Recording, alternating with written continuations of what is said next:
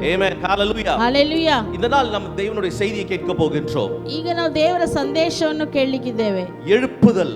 ಉಜ್ಜೀವನ. Oh Lord, revive us again.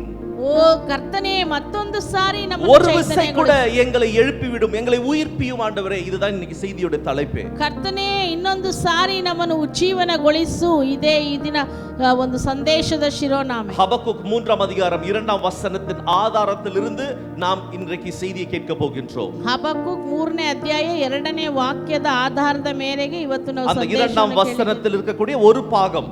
ಆ 2ನೇ ವಾಕ್ಯದಲ್ಲಿ ಇರುವಂತ ಒಂದು ಭಾಗ. Oh Lord, revive your work in the midst of the years.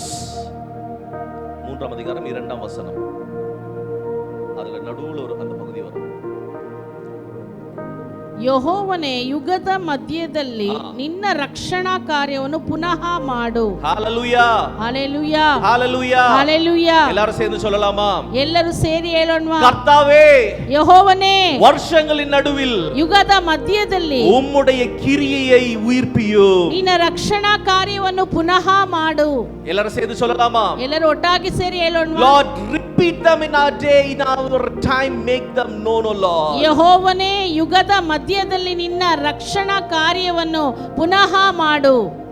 ஆண்டவரೇ, உங்க காலத்துல எழுப்புதலை கொண்டு வாங்க. ದೇವರೇ ನಿನ್ನ ದಿನದಲ್ಲಿ ಉಜ್ಜೀವನವನ್ನು ತೆಗೆದುಕೊಂಡು ಬಾ. ஆமென். இன்னைக்கு நம்ம இந்த எழுப்புதலை குறித்து சில காரியங்களை நாம் கேட்க போகின்றோம். ನಾವು ಉಜ್ಜೀವನದ ಕುರಿತು ಕೆಲವು ಕಾರ್ಯಗಳನ್ನು ನಾವು ಕೇಳಲಿಕ್ಕೆ because இன்னைக்கு இந்த வருடம் வந்து நம்மளுடைய ஐசிஆர்எம் ஸ்தாபனத்துடைய ஒரு முக்கியமான வருடமாக இருக்கிறனால இந்த தரிசனத்தை I just wanted to cast that vision on the church. இந்த சபைக்குள்ள இந்த தரிசனத்தை ஒரு விசை கூட ஞாபகப்படுத்த விரும்புகின்றேன். ಐಸಿಆರ್ಎಂ ಸಂಸ್ಥೆಯ ಒಂದು ದರ್ಶನ ಇದಾಗಿದೆ. ಇದು ಬಹಳ ಮುಖ್ಯವಾಗಿರುವುದನ್ನ ಮತ್ತೊಂದು ಸಾರಿ ಈ ದರ್ಶನದ ಭಾರವನ್ನು ನಿಮ್ಮಲ್ಲಿ ಹಾಕ್ಲಿಕ್ಕೆ ನಾನು ಇಷ್ಟಪಡ್ತೇನೆ.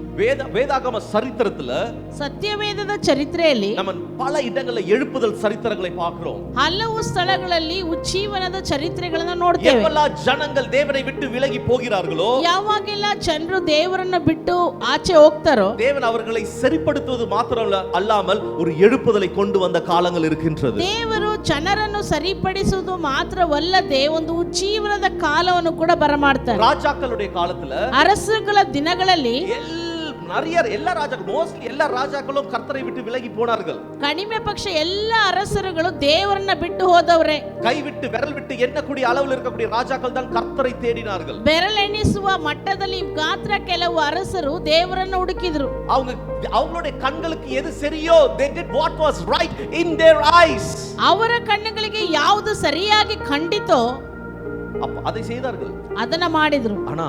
ಆದ್ರೆ தேவன் ஒவ்வொரு காலகட்டத்தில் சில ராஜாக்கள் மூலமாக சில தலைவர்கள் மூலமாக தேவன் எழுப்புதலை கொண்டு வந்தார். ದೇವರು ಒಂದೊಂದು ಕಾಲದಲ್ಲೂ ಕೆಲವು ನಾಯಕರುಗಳನ್ನು ಇಟ್ಟು ಕೆಲವರು ಅರಸರನ್ನು ಇಟ್ಟು ಜೀವನವನ್ನು ತಂದ್ರು. யோசியா ராஜாவுடைய காலத்துல ಯೋಷಿಯ ಅರಸನ ಕಾಲದಲ್ಲಿ நியாயப்பிரமாணம் கண்டுபிடிக்கப்பட்டது. ಧರ್ಮಶಾಸ್ತ್ರ ಕಂಡುಹಿಡಿಯಲ್ಪಟ್ಟಿತು. அதை வாசித்தார்கள், ಅದನ್ನು ಓದುತ್ತಾರೆ, மனம் திரும்பினார்கள். ಅಲ್ಲಿ ಮನಸಾಂತರ ಉಂಟಾಯಿತು, பெரிய எழுப்புதல் வந்தது. ಅಲ್ಲಿ ದೊಡ್ಡ ಉಜ್ಜೀವನ ಉಂಟಾಯಿತು.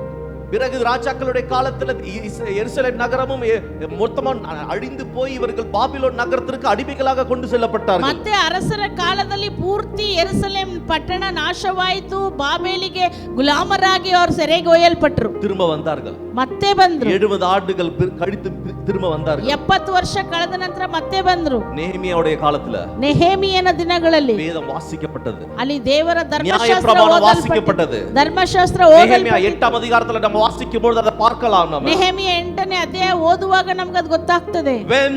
when the Torah was read, அந்த நியாயப்பிரமாணம் வாசிக்கப்பட்டபோது ஜனங்கள் மனம் திரும்பினார்கள். ಅಲ್ಲಿ ಧರ್ಮಶಾಸ್ತ್ರ ಓದಲ್ಪಡುವಾಗ ಜನರು ಮನ ತಿರುಗಿದರು. there was a revival. ಅಲ್ಲಿ ಒಂದು ಉಜ್ಜೀವನ ಉಂಟಾಯಿತು. இப்படி ஒவ்வொரு காலகட்டத்துல எழுப்புதல் வந்தது. ಈ ರೀತಿಯಾಗಿ ಒಂದೊಂದು ಕಾಲದಲ್ಲೂ ಉಜ್ಜೀವನ ಬಂದಿತ್ತು.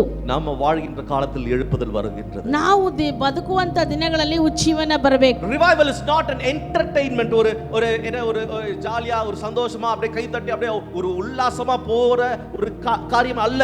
ಈ ಉಜ್ಜೀವನ ಅಂತ ಹೇಳುವಾಗ ಒಂದು ಹಾಸ್ಯಾಸ್ಪದ ತಮಾಷೆಯಾದ ಕಾರ್ಯ ಅಲ್ಲ. it is not an emotional excitement, ஒரு உணர்ச்சி பூர்வ அப்படின்ற அந்த ஒரு எக்ஸைட்மென்ட் கிடையாது.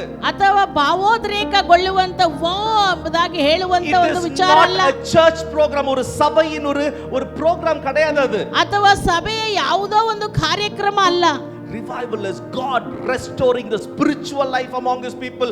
ஆவிக்குரிய வாழ்க்கையை மீண்டும் கட்டி எழுப்புகின்றதுதான் எழுப்புதலாக இருக்கிறது. ಈ ಉಜ್ಜೀವನ ಅಂತ ಹೇಳುವಾಗ ಜನರ ಸಭೆಯ ಜನರಲ್ಲಿ ಮತ್ತೆ ಆತ್ಮಿಕ ಜೀವನವನ್ನು ಕಟ್ಟಿ ಎಬ್ಬಿಸುವಂತದ್ದು. Hallelujah. Hallelujah. ஒவ்வொரு தலைமுறையிலும் இப்படிதான் ஜெபித்தார்கள். ಒಂದೊಂದು ತಲಾಂತರದಲ್ಲಿ ಈ ರೀತಿಯಾಗಿ ಪ್ರಾರ್ಥನೆ ಮಾಡಿದ್ರು. Oh Lord, do it again. ಯೆಹೋವನೇ ಇದನ್ನ ಪುನಃ ಮಾಡು. Once again, oh Lord. ದೇವರೇ ತಿರುಗಿ ಇನ್ನೊಂದು Do sorry. it again, oh Lord. ದೇವರೇ ಮತ್ತೆ ಇನ್ನೊಂದು ಸಾರಿ ಮಾಡು. இதுதான் அவருடைய ஜெபமாக இருந்துச்சு. ಇದೇ ಅವರ ಪ್ರಾರ್ಥನೆಯಾಗಿತ್ತು. எழுப்புதல்லாம் என்னங்க? நம்ம எழுப்புதல்னு பேசுறோம். எழுப்புதல்லாம் என்னங்க? ಉಜ್ಜೀವನ ಅಂತ ಮಾತಾಡ್ತೀವಿ. ಉಜ್ಜೀವನ ಅಂದ್ರೆ ಏನು? What is revival? ಏನು ರೀ ಉಜ್ಜೀವನ ಅಂದ್ರೆ? முதல் நிறைய விஷயங்கள் இருக்குது. அதுல ஒரு சில காரியங்கள் மட்டும் நம்ம குயிக்கா நம்ம பார்க்க போகிறோம். ತುಂಬಾ ವಿಚಾರಗಳಿದೆ, ಅದರಲ್ಲಿ ಕೆಲವು ಕಾರ್ಯಗಳನ್ನ ಮಾತ್ರ ಬೇಗ ನೋಡ್ಲಿಕ್ಕೆ What is revival? ಈ ಉಜ್ಜೀವನ ಅಂದ್ರೆ ಏನು? எழுப்புதல் என்றால் ஆவிக்குரிய வாழ்க்கையை மீண்டும் ஜனங்களுக்குள்ள கொண்டு வருவது. ಈ ಉಜ್ಜೀವನ ಅಂತ ಹೇಳುವಾಗ ಆತ್ಮಿಕ ಜೀವಿತವನ್ನು ಮತ್ತೆ ಜನರಲ್ಲಿ ತರುವಂತದ್ದು. It is revival means restoration of the spiritual life. ಅಂದ್ರೆ ಈ ಉಜ್ಜೀವನ ಅಂತ ಹೇಳುವಾಗ ಆತ್ಮಿಕ ಜೀವಿತವನ್ನು ಪುನಃ ಕಟ್ಟುವಂತದ್ದು. Okay, சங்கீதம் 85:6 நமக்கு actually பாஸ்டர் ஜான் இல்லங்கோன் அவங்க இந்த வசனத்தை வைத்து தான் அவங்க முக்கியமா ஜெபிப்பார்கள். சங்கீதம் 86 ಕೀರ್ತನೆ 85:6 ಈ ವಾಕ್ಯವನ್ನಿಟ್ಟು ಪಾಸ್ಟರ್ ಪ್ರಾರ್ಥನೆ ಮಾಡ್ತಾರೆ. ಯಾವಾಗ உமது ஜனங்கள் உம்மில் மகிழ்ந்திருக்கும்படி நீர் எங்களை திரும்ப உயிர்ப்பிக்க மாட்டீரோ? ನಿನ್ನ ಪ್ರಜೆಗಳಾದ ನಾವು ನಿನ್ನಲ್ಲಿ ಆನಂದಿಸುವಂತೆ ಮತ್ತೆ ನಮ್ಮನ್ನು ಚೈತನ್ಯಗೊಳಿಸುವುದಿಲ್ಲವೋ? எழுப்புதல் என்றால் என்ன? ಹಾಗಾದ್ರೆ ಉಜ್ಜೀವನ ಅಂದ್ರೆ ಏನು? To bring back to life. ನಮ್ಮ ಜೀವಿತವನ್ನು ಹಿಂತಿರುಗಿ ಪಡೆಯುವಂತದ್ದು. மீண்டும் நம்மளுடைய அந்த உண்மையான ஆவிக்குரிய வாழ்க்கையை பெற்றுக்கொள்வது. ಮತ್ತೆ ನಿಜವಾದ ಆತ್ಮಿಕ ಜೀವಿತವನ್ನು ಪಡೆದುಕೊಳ್ಳುವಂತದ್ದು. தூங்கிக்கிட்டு இருக்கிற நம்ம ஆவிக்குரிய அந்த தூக்கத்திலிருந்து எழும்புவது. ನಿದ್ದೆ ಮಾಡುತ್ತಾ ಇರುವಂತ ನಾವು ಆತ್ಮಿಕ ನಿದ್ದೆಯಿಂದ ಎಚ್ಚರವಾಗುವುದು. என்னது ஆவிக்குரிய நித்திரை? ಏನಪ್ಪ ಇದು ಆತ್ಮಿಕ ನಿದ್ದೆ? ஆளே கடக்குது. ಅದು ಹಾಗೆ ಇದೆ. அப்படினா உயிர் இருக்குதா? ಜೀವ ಇದೆಯಾ? உயிர் இருக்குது. ಜೀವ ಇದೆ. ஆனா கோமா ஸ்டேட். ಅರೆ ಕೋಮಾ ಸ್ಟೇಜ್. வரது அடே போறது. ಬರದು, ಸುಮ್ಮನೆ ಕೈ ತಟ್ಟದು, ಹೋಗೋದು. It is to awaken our spiritual sleep. ஆவிக்குரிய தூக்கத்திலிருந்து நம்மளை மீண்டும் எழுப்புவதுதான் எழுப்புதலாக இருக்கிறது. ಆತ್ಮಿಕ ನಿದ್ದೆಯಿಂದ ನಮ್ಮನ್ನು ತಿರುಗಿ ಎಚ್ಚರ ಮಾಡುವಂತದ್ದೇ ಈ ಒಂದು ಜೀವನ. அது மாத்திரம் இல்லாம தேவன் மேல வைத்திருக்கிற அந்த வைராக்கியத்தை மீண்டும் நமக்குள்ள புகுத்துவது. ಅದು ಮಾತ್ರ ಅಲ್ಲ, ದೇವರ ಮೇಲೆ ಇರುವಂತ ವೈರಾಗ್ಯವನ್ನು ಮತ್ತೆ ನಮ್ಮಲ್ಲಿ ಹುಟ್ಟಿಸುವಂತದ್ದು. Hallelujah. Hallelujah. Restoring back the passion for God. ತಿರ್ಗಾ ದೇವರಿಗೋಸ್ಕರ ವೈರಾಗ್ಯವನ್ನ ತಿರುಗಿ ಕಟ್ಟುವಂತದ್ದು, ಪುನಃಸ್ಥಾಪಿಸುವಂತದ್ದು. ಯೇಸುன்னு சொன்னா புல் அடிக்கணுங்க. ಯೇಸು ಅಂತ ಹೇಳುವಾಗ ರೋಮಾಂಚನ ಆಗ್ಬೇಕು ಮೈ. தேவனுடைய ராஜ்யம்னு சொல்லும்போது அப்படியே துடிக்கணுங்க இருதயம். ದೇವರ ರಾಜ್ಯ ಅಂತ ಹೇಳುವಾಗ ಹೃದಯವು ಬಡಿತಗೊಳ್ಳಬೇಕು. ಯೇಸುವಿಗಾಗಿ ಏನಾದರೂ செய்யணும்ன்ற அந்த துடிப்பு ஏற்படணுங்க. ಯೇಸುವಿಗಾಗಿ ಏನಾದರೂ ಮಾಡಬೇಕು ಅನ್ನುವಂತ ಒಂದು ವೈರಾಗ್ಯ ಉಂಟಾಗಬೇಕು. அந்த passion இல்லனா இன்னும் நம்ம எழுப்புதலுக்குள்ள வரல. ಆ ಒಂದು ನಮ್ಮಲ್ಲಿ ಒಂದು ಭಾರ ಇಲ್ಲ ಅಂದ್ರೆ ಇನ್ನೂ ಉಜ್ಜೀವನ ನಮ್ಮಲ್ಲಿ ಬಂದಿಲ್ಲ ಅಂತ. போகிற ஆத்துமாக்களை நினைக்கும் பொழுது கண்ணுல தண்ணி வரலனா இன்னும் நமக்குள்ள எழுப்புதல் உண்டாகவில்லை. ಅಳಿದು ಹೋಗುವಂತ ಆತ್ಮ ಅಂತ ಹೇಳುವಾಗ ನಮ್ಮ ಕಣ್ಣಲ್ಲಿ ನೀರು ಸುರಿದಿಲ್ಲ ಅಂದ್ರೆ ಇನ್ನೂ ನಮ್ಮಲ್ಲಿ ಉಜ್ಜೀವನ ಉಂಟಾಗಿಲ್ಲ. கிறிஸ்துவை அறியாமல் ஜனங்கள் மடிந்து கொண்டிருக்கிறதை கேட்கும் பொழுது நமக்குள்ள ஒரு தாகமும் ஒரு பசியும் உண்டாகவில்லை என்றால் still we have not come to the experience of the revival. ಕ್ರಿಸ್ತನನ್ನು ಅರಿಯದೇ ಇರುವಂತ ಜನರು ಅಳಿದು ಹೋಗುತ್ತಾ ಇದ್ದಾರೆ ಎನ್ನುವ ಸುದ್ದಿ ಕೇಳುವಾಗ ಇನ್ನೂ ನಮ್ಮ ಕಣ್ಣುಗಳಲ್ಲಿ ನೀರು ಸುರಿದಿಲ್ಲ, ನಮ್ಮಲ್ಲಿ ಭಾರ ಬಂದಿಲ್ಲ ಅಂದ್ರೆ ಖಂಡಿತ ಉಜ್ಜೀವನದ ಅನುಭವದೊಳಗೆ ನಾವು ಇನ್ನೂ ಬಂದಿಲ್ಲ. சபைக்குள்ள ஜனங்கள் இன்னும் ஐயோ தேவனை சும்மா ஒரு மத பிரகாரமா வந்து ஆராதிக்கிறதை காணும் பொழுது பாரத்தோடு அவர்களுக்காக ஏதாவது ஒன்றை செய்ய வேண்டும் என்ற தாகம் உங்களுக்குள்ள வரலனா இன்னும் நமக்குள்ள அந்த எழுப்புதல் வரவில்லை. ಸಭೆ ಒಳಗಡೆ ಜನರು ಸುಮ್ಮನೆ ಬಂದು ಕೂತ್ಕೊಂಡು ನಮ್ಮಲ್ಲಿ ಇನ್ನೂ ಭಾರ ಬಂದಿಲ್ಲ ಜನರ ಕುರಿತಾಗಿ, ಉಜ್ಜೀವನದ ಕುರಿತಾಗಿ ಅಂದ್ರೆ ಇನ್ನೂ ನಮ್ಮ ಸಭೆಯಲ್ಲಿ ನಮ್ಮಲ್ಲಿ ಉಜ್ಜೀವನ ಬಂದಿಲ್ಲ. அன்பான தேவ சபையே, ಪ್ರಿಯ ದೇವ ಸಭೆಯೇ, ஸ்பிரிச்சுவல் லைஃப் ஆவிக்குரிய வாழ்க்கை ரொம்ப முக்கியங்க. ಆತ್ಮಿಕ ಜೀವಿತ ಬಹಳ ಮುಖ್ಯ. எழுப்புதல் அப்படின்னா ஆவிக்குரிய வாழ்க்கையை மீண்டும் எழுப்புவதுதான் ஆவிக்குரிய அது எழுப்புதலாக இருக்கின்றது. ಆತ್ಮಿಕ ಜೀವಿತ ಅಂತ ಹೇಳುವಾಗ ಅಥವಾ ಜೀವನ ಅಂತ ಹೇಳಕ ಆತ್ಮಿಕ ಜೀವಿತವನ್ನು ಮತ್ತೆ ಕಟ್ಟುವಂತದ್ದು. அடிக்கடி பாஸ்டர் ஜான் எலங்கோன் சொல்றத நான் கேட்டிருக்கிறேன். ಪದೇ ಪದೇ ಪಾಸ್ಟರ್ ಜಾನ್ ಎಲಂಗೋ ಅವರು ಹೇಳುವುದನ್ನು ಕೇಳಿದ್ದೇನೆ. எழுப்புதல் என்பது நம்ம ஆண்டவரே இந்தியாவை எழுப்புதல் அடையுங்க சொல்லி ஜெபிக்க கூடாது. ஆண்டவரே இந்தியாவில் உள்ள சபைகளை எழுப்புதலுக்குள்ள கொண்டு வாங்கன்னு சொல்லி ஜெபிக்கணும். ಪಾಸ್ಟರ್ ಅವರು ಯಾವಾಗಲೂ ಹೇಳ್ತಾರೆ, ದೇವರೇ ಭಾರತದಲ್ಲಿ ಉಜ್ಜೀವನ ಉಂಟಾಗಬೇಕು ಎಂಬುದಾಗಿ ಅಲ್ಲ, ದೇವರೇ ಭಾರತ ದೇಶದಲ್ಲಿರುವ ಸಭೆಗಳಲ್ಲಿ ಉಜ್ಜೀವನ ಉಂಟಾಗಬೇಕು ಎಂಬುದಾಗಿ ನಾವು ಹೇಳಬೇಕು. Revival is not saving ಅನ್ಬಿಲೀವರ್ಸ್ first. ಮೊದಲ அவங்க ರಕ್ಷಿಸப்படுவது கிடையாது. ಉಜ್ಜೀವನ ಅಂತ ಹೇಳುವಾಗ ಮೊಟ್ಟಮೊದಲನೇದಾಗಿ ಅವಿಶ್ವಾಸಿಗಳ ರಕ್ಷಣೆ ಹೊಂದದಲ್ಲ.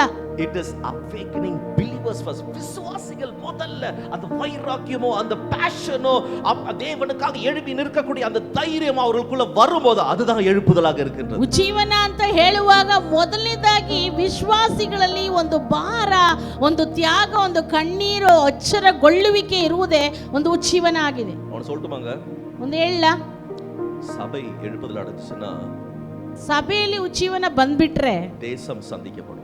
ದೇಶವು ಸಂಧಿಸಲ್ಪಡ್ತದೆ. I repeat this again. ನಾನು ಮತ್ತೆ ಇದನ್ನ ಹೇಳಕ್ಕೆ ಇಷ್ಟಪಡ್ತೇನೆ. The church experiences the Acts 2 revival. ಯಾವಾಗ ನಮ್ಮ ಒಂದು ಅಪೊಸ್ತಲರ ಕೃತ್ಯದಲ್ಲಿರುವಂತ ಉಜ್ಜೀವನ ಸಭೆ ಅನುಭವಕ್ಕೆ ಬರುತ್ತೋ தேசம் ரட்சிப்புக்குள்ள வரும். ದೇಶವು ರಕ್ಷಣೆಯಲ್ಲಿ ಬರ್ತದೆ. ಆಮೆನ್. ದೇಶ ಸಂಧಿಸಲ್ಪಡಾಮ ಇருக்கு தெரியுமா? ಇವತ್ತು ಯಾಕೆ ಇನ್ನೂ ದೇಶವು ಸಂಧಿಸಲ್ಪಡದೇ ಇದೆ ಗೊತ್ತಾ? ಸಭೆ அந்த வேதத்தின் தரத்திற்கு இன்னும் உயரவில்லை. ಸಭೆಯು ದೇವರ ವಾಕ್ಯದ ಮಟ್ಟಕ್ಕೆ ಇನ್ನೂ ಬೆಳೆದಿಲ್ಲ. அந்த quality of the word of God, ದೇವರ ವಾಕ್ಯದ ಗುಣಮಟ್ಟಕ್ಕೆ ಬೆಳೆದಿಲ್ಲ.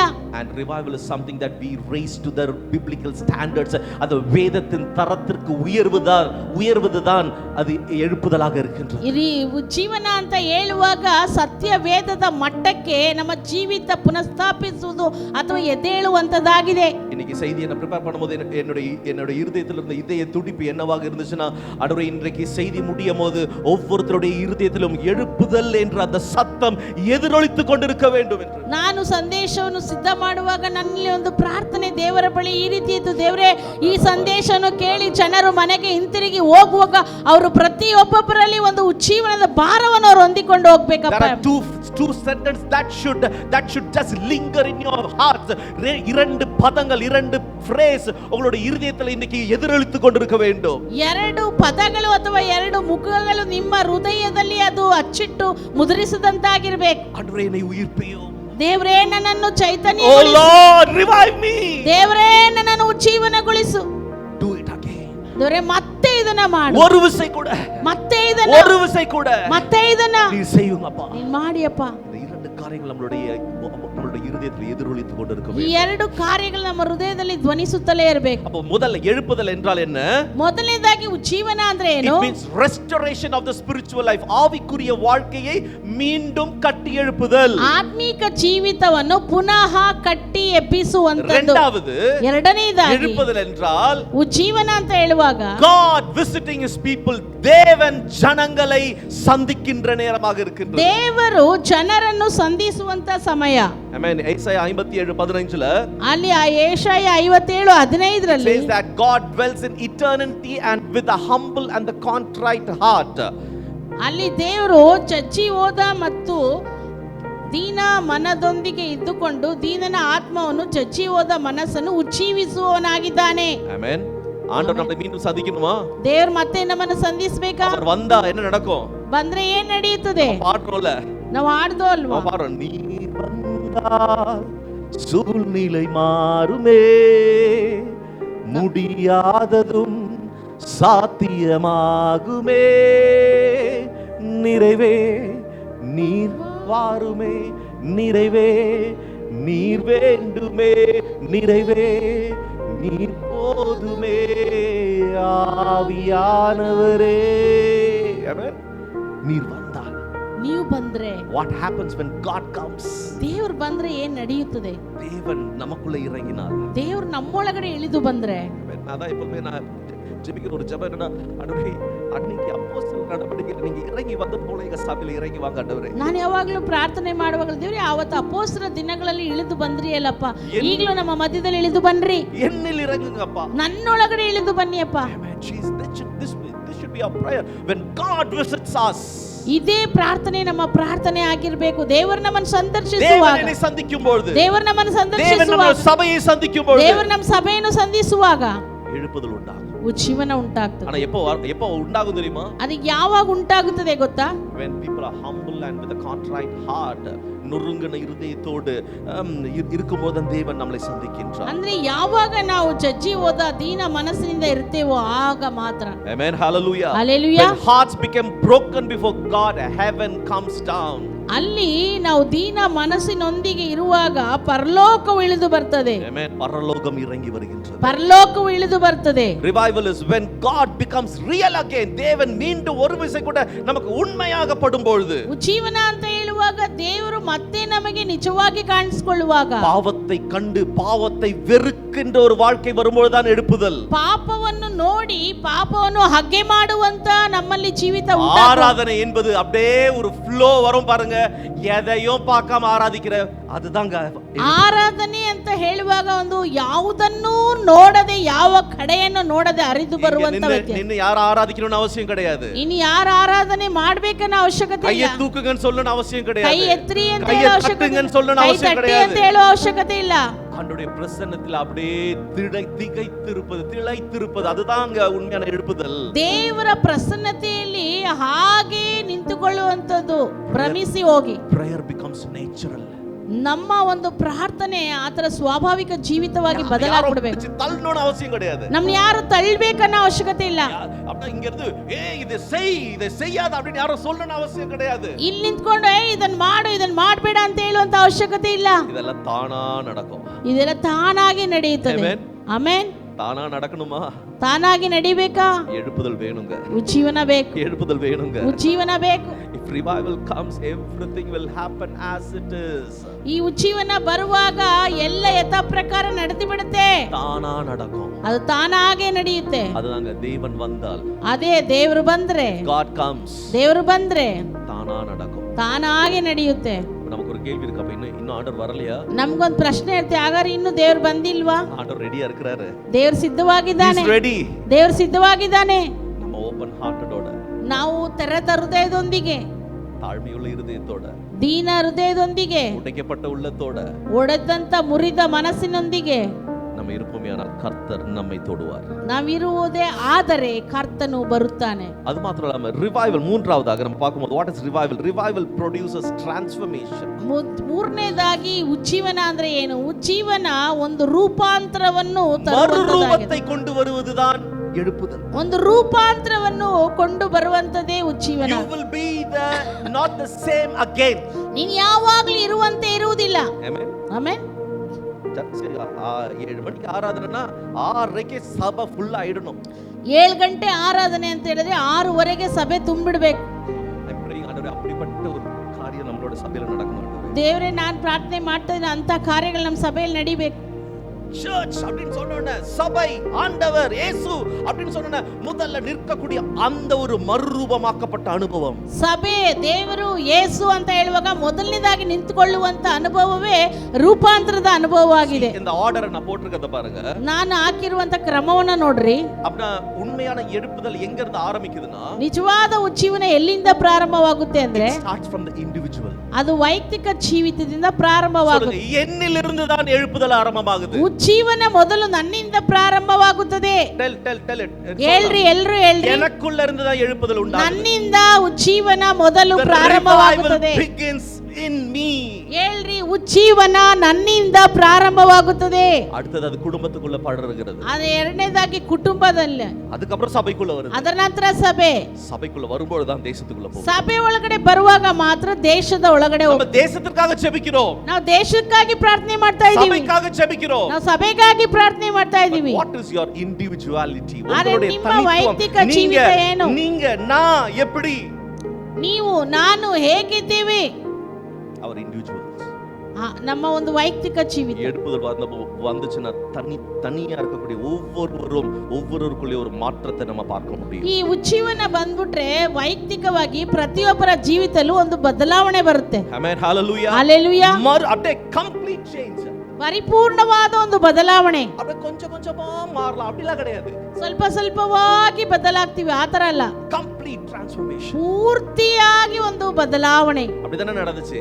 ಹಾಗೆ ತಾನೇ ನಡೆದಿತ್ತು. அப்போஸ்தலர் நடவடிக்கைகள் 2ஆம் அதிகாரத்துல ಅಪೊಸ್ತಲರ ಕೃತ್ಯ 2ನೇ ಅಧ್ಯಾಯದಲ್ಲಿ பயந்தாங்கோலிகளாக உட்கார்ந்திருந்த சீஷர்கள் ಎಲ್ಲ ಒಂದು ಎದುರುಪುಕ್ಕಲರಾಗಿ ಕುಳಿತುಕೊಂಡಿದ್ದಂತ ಶಿಷ್ಯರು ஆனா ஜெபித்துக் கொண்டிருந்தாங்க. ಅರೆ ಅವರು ಪ್ರಾರ್ಥನೆ ಮಾಡ್ತಾ ಇದ್ರು. பரிசுத்தாவியானவர் இறங்கி வந்தார்.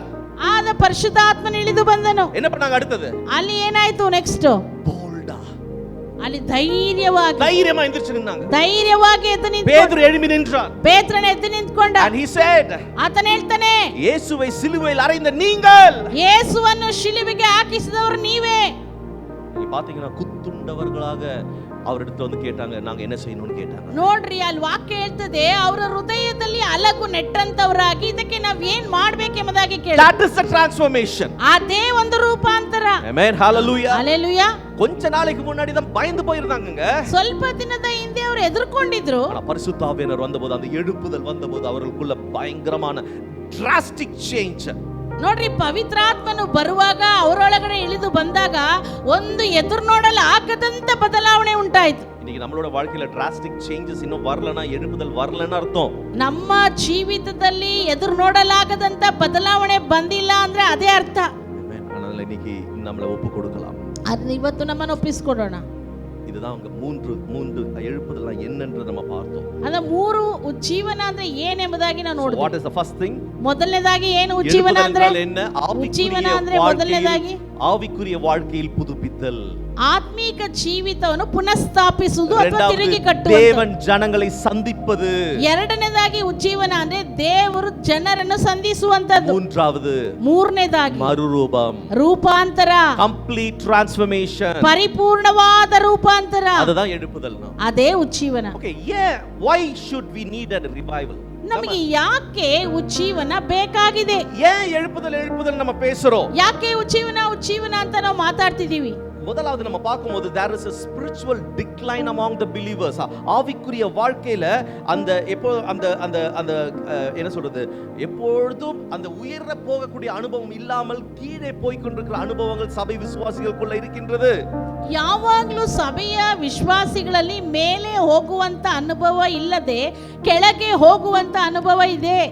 சபையில சில நேரங்கள்ல வந்து நம்ம பார்க்கும்போது இந்த லவோதிகா சபையின் அனுபவம் நமக்கு உண்டாகிறது. ಸಭೆಯಲ್ಲಿ ಕೆಲವು ಸಾರಿ ನೋಡುವಾಗ ಲವೋದಿಕೀಯ ಸಭೆಯ ಅನುಭವ ನಮಗೆ ಉಂಟಾಗ್ತದೆ. என்ன அது லவோதிகா சபையின் அனுபவம்? ಲವೋದಿಕೀಯ ಸಭೆಯ ಅನುಭವ ಏನು? என்ன தேவதூதன் லவோதிகா சபை குறித்து என்ன சொல்றாரு? ಆ ದೇವದೂತನು ಲವೋದಿಕೀಯ ಸಭೆಯನ್ನು ಕುರಿತು ಏನು ಹೇಳ್ತಾ ಇದ್ದಾನೆ? ಅನಲುம் இல்ல, ಬೆಚ್ಚಗೂ ಇಲ್ಲ, ಕುಳಿರೂ கிடையாது, ತಣ್ಣಗೂ ಇಲ್ಲ. they were like a lukewarm. ಅವರು ಒಂದು ಉಗುರು ಬೆಚ್ಚಗಿದ್ದಾರೆ. lukewarm, ಉಗುರು ಬೆಚ್ಚಗಿದ್ದಾರೆ. ಆಂಡவர் சொல்றாரு, அப்படிப்பட்டவர்களை நான் என்ன பண்ணிடுவேன்னு சொல்றாரு. ದೇವರು ಅಂತವರನ್ನ ನಾನು ಏನ್ ಮಾಡ್ತೀನಿ ಅಂತ I ಹೇಳಿದ್ದಾರೆ. will vomit them ಅಂತ சொல்றாரு. ನಾನು ಬಾಯಿಂದ ವಾಂತಿ ಮಾಡಿ ಬಿಡ್ತೀನಿ ಅಂತ. lukewarm church, ಒಂದು ಬೆಚ್ಚಗಿನ ಒಂದು ಸಭೆ. சபைன்னு சொல்லும்போது நான் not telling about this four wall, இந்த சபை. ನಾನು ಸಭೆ ಅಂತ ಹೇಳುವಾಗ ನಾಲ್ಕು ಕಟ್ಟಡಗಳನ್ನ ಹೇಳ್ತಾ நம்ம ஒவ்வொருவரும் சபை. ನಾವು ಪ್ರತಿಯೊಬ್ಬರು ಒಂದು ಸಭೆ. நமக்குள்ள அனல் இருக்குதா, குளிர் இருக்குதா? ನಮ್ಮಲ್ಲಿ ಬಿಸಿ ಇದೆಯಾ ಅಥವಾ ತಣ್ಣಗಿದೆಯಾ? இல்லனா ரெண்டு கட்டா நிலையில உட்கார்ந்துட்டு இருக்கோம். ಇಲ್ಲದೆ ಎರಡಕ್ಕೂ ಮಧ್ಯದಲ್ಲಿ ಇರುವಂತ ಸ್ಥಿತಿಯಲ್ಲಿ ಇದ್ದೇವಾ? ஆத்துல ஒரு காಲು, சேத்துல ஒரு காಲು. ಒಂದು ದೋಣಿ ಒಳಗಡೆ ಒಂದು ಕಾಲು ಮತ್ತೆ ನದಿ ಒಳಗಡೆ ಒಂದು ಕಾಲು. அப்படி இருக்கிறோம். ಆ ತರ ಇದ್ದೇವೆ. அதுதான் அந்த lukewarmness. ಆ ತರ ಇರುವುದಾದ್ರೆ ಅದು ಬೆಚ್ಚಗಿನ ಒಂದು ವಾತಾವರಣ. ಚರ್ಚಿಗೆ ಬರೋಣ? ಚರ್ಚಿಗೆ ಬರ್ಬೇಕಾ? ಚರ್ಚಿಗೆ ಬರ. ಚರ್ಚಿಗೆ ಬರ್ತೇನೆ. ಆರಾಧಿக்கிறೇನಾ? ಆರಾಧನೆ ಮಾಡ್ತೀಯಾ? ಅದೆಲ್ಲ ಕೈಯೆಲ್ಲ ತಟ್ಟುವೆ. ಕೈಯೆಲ್ಲ ಚೆನ್ನಾಗಿ ತಡ್ತೀನಿ. ಅದು போதும். ಅದು ಸಾಕು. அவ்வளவுதான். ಅಷ್ಟೇ. இதுதான் lukewarm. ಇದೇನೇ ಬೆಚ್ಚಗಿನ ವಾತಾವರಣ. Actually இது ரொம்ப ஒரு எச்சரிக்கையின் செய்தியாக இந்த லவோதிகா சபைக்கு கர்த்தர் சொல்லுகிறார். ಲವೋದಿಕೀಯ ಸಭೆಗೆ ದೇವರು ಬಹಳ ಎಚ್ಚರಿಕೆಯ ಸಂದೇಶವನ್ನು ಕೊಡ್ತಾ ಇದ್ದಾರೆ. ಸ್ಪಿರಿಚುವಲ್ ಡಿಕ್ಲೈನ್, ஆவிக்குரிய அந்த ஆவிக்குரிய வாழ்க்கையில அப்படியே கீழே போய்க்கிட்டு இருக்க ஒரு நிலை. ಆತ್ಮಿಕ ಜೀವಿತದಲ್ಲಿ ಕೆಳಗಡೆ ಹೋಗುತ್ತಾ ಇರುವಂತ ಸ್ಥಿತಿ. ಬಿಸಿ, ரொம்ப ಬಿಸಿ, ತುಂಬಾ ಬಿಸಿ. ನಾವೆಲ್ಲರೂ ரொம்ப ಬಿಸಿ தான். ನಾವೆಲ್ಲರೂ ತುಂಬಾ ಬಿಸಿನೇ. we have lot of works. ನಮಗೆ ತುಂಬಾ ಕೆಲಸ ಇದೆ. வேலை நிறைய இருக்குது. ಕೆಲಸ ತುಂಬಾ ಇದೆ. தனிப்பட்ட வேலை இருக்குது, தனிப்பட்ட வேலை இருக்குது. ವೈಯಕ್ತಿಕ ಕೆಲಸಗಳಿದೆ. நம்ம வேலை பார்க்குற இடத்துல வேலைகள் இருக்கு, ನಾವು ಕೆಲಸ ಮಾಡೋ ಸ್ಥಳದಲ್ಲೂ ಕೆಲಸ ಇದೆ, குடும்பத்துல வேலை இருக்குது, ಕುಟುಂಬದಲ್ಲೂ ಕೆಲಸ ಇದೆ, அதுக்கப்புறம் நிறைய வேலைகள் இருக்குது. ಅದರ ನಂತರ ಇನ್ನೂ ತುಂಬಾ ಕೆಲಸ ಇದೆ. இவ்வளவு வேலை இருக்குது நமக்கு. ಇಷ್ಟು ಕೆಲಸ ಇದೆ ನಮಗೆ. இதன் மத்தியில நான் எப்படி ஆவிக்குரிய வாழ்க்கையில இருக்குது? ಇದರ ಮಧ್ಯದಲ್ಲಿ ನಾನು ಹೇಗೆ ಆತ್ಮಿಕ ಜೀವಿತದಲ್ಲಿ ಇರುವಂತದ್ದು? பயங்கர கேள்வி நமக்கு இருக்குது இதெல்லாம். ಈ ರೀತಿಯಾದ ಒಂದು ದೊಡ್ಡ ಪ್ರಶ್ನೆ ಇಲ್ಲ ನಮಗೆ. இதுதான் வந்து லூக் வார்ம்னு. பிசாஸ் வந்து நம்மள வந்து இந்த பிஸியா வச்சு நம்ம சொல்றோம்ல ரொம்ப பிஸி அப்படினு சொல்லும்போதே அதுலயே வந்து ஒரு ஒரு ஒரு நெகட்டிவிட்டி இருக்குது ஆக்சுவலி. ಈಗ ಯಾವಾಗಲೂ ನಾವು ತುಂಬಾ ಬಿಸಿ ಅಂತ ಹೇಳುವಾಗಲೇ ಅಲ್ಲಿ ಒಂದು ನಕಾರಾತ್ಮಕವಾದ ಕಾರ್ಯ ಇದೆ. ರಿಲಿಜಿಯಸ್ ரொம்ப மதம் நம்ம மத பிரகாரமா எனக்கு நான் எல்லாத்தையும் கரெக்ட்டா செய்வேன். மதாசக்தியிலே ನಾನು ಎಲ್ಲ ಕರೆಕ್ಟ್ ಆಗಿ ಮಾಡ್ತೀನಿ. ஆனா உள்ளுக்குள்ள வந்து தணுத்து உள்ள அப்படியே ஒரு குளிரான ஒரு அனுபவம். ಆದ್ರೆ ಒಳಗಡೆ ನೋಡುವಾಗ ಒಂದು ತಣ್ಣಗೆ ಇರುವಂತ ಅನುಭವ. ಆಕ್ಟಿವಾ இருப்போம். ಕಾರ್ಯವಾಗಿ ನಾವು ಚುರುಕಾಗಿರ್ತೀವಿ. ஆனா ஆவிக்குரிய வாழ்க்கையில வறண்டு போயிருப்போம். ಆದರೆ ಆತ್ಮಿಕ ಜೀವಿತದಲ್ಲಿ ಬರಡಾಗಿ ಒಣಗಿರ್ತೀವಿ.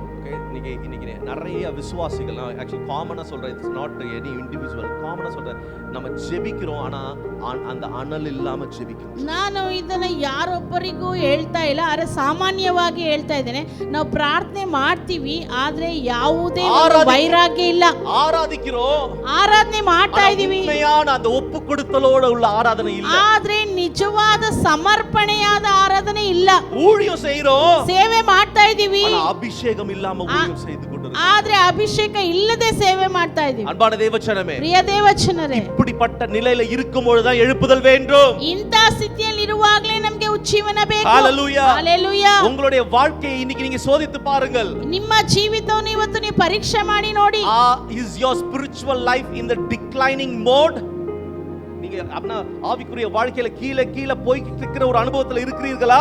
ಆತ್ಮಿಕ ಜೀವಿತದಲ್ಲಿ ನೀವು ಕೆಳಗಡೆ ಕೆಳಗಡೆ ಹೋಗುವಂತ ಅನುಭವ ಇದೆಯಾ? இல்ல மேல மேல உயர்ந்துகிட்டு இருக்கீங்களா? ಅಥವಾ ನೀವು ಮೇಲೆ ಮೇಲೆ ಮೇಲೆ ಬರ್ತಾ ಇದ್ದೀರಾ?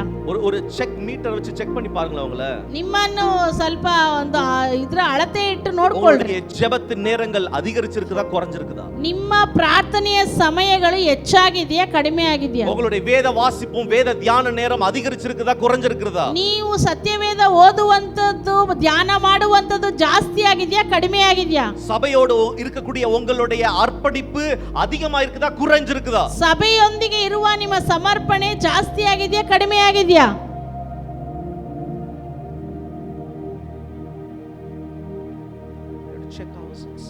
ನಮ್ಮನ್ನ ನಾವು ಪರೀಕ್ಷೆ ಮಾಡ್ಕೊಳ್ಬೇಕು. என்னையும் சேர்த்து தான் சொல்றேன். ನಾನು ನನ್ನನ್ನು ಸೇರಿಸಿ ಹೇಳ್ತಾ ಇದ್ದೀನಿ. the decline இருக்கிற இடத்துல தான் எழுப்புதல் வேணும். ನಾವು ಇರುವಂತ ಸ್ಥಳದಲ್ಲಿ ನಮಗೆ ಉಜ್ಜೀವನ ಬೇಕು. ಅದ எழுப்புதல் வரும்போது இந்த ஆவிக்குரிய நிலையில மாற்றங்கள் உண்டாகும். ಈ ಉಜ್ಜೀವನ ಉಂಟಾಗುವಾಗ ಆತ್ಮಿಕ ಸ್ಥಿತಿಯಲ್ಲಿ ಒಂದು ಬದಲಾವಣೆ ಬೇಕು. ಎರಡನೇದಾಗಿ எழுப்புதல் வேணும். ಯಾಕೆ ನಮಗೆ ಉಜ್ಜೀವನ ಬೇಕು? இன்னைக்கு உலகம் வந்து எப்படி இருக்குதுன்னா பாவத்தினால நிரம்பி இருக்கிறது. ಇವತ್ತು ಲೋಕ ಯಾವ ರೀತಿ ಇದೆ ಅಂದ್ರೆ ಪಾಪದಿಂದ ತುಂಬಿದೆ. அப்புறம் அதனால நம்ம எப்படி சொல்றோம் தெரியுமா? நம்ம ಅದರಿಂದ ನಾವು ಯಾವ ರೀತಿ ಹೇಳ್ತೀವಿ ಗೊತ್ತಾ? இந்த ட்ரெண்ட் அங்க அப்படி ಈ ಒಂದು ಸಂತತಿ ಆ ರೀತಿ ಇರೋದು. இந்த ಕಾಲಘಟ್ಟದಲ್ಲಿ இப்படி தான் இருக்க முடியும். ಈ ಒಂದು ಕಾಲದಲ್ಲಿ ನಾವು ಹೀಗೆ ಇರಲಿಕ್ಕೆ ಆಗುತ್ತೆ.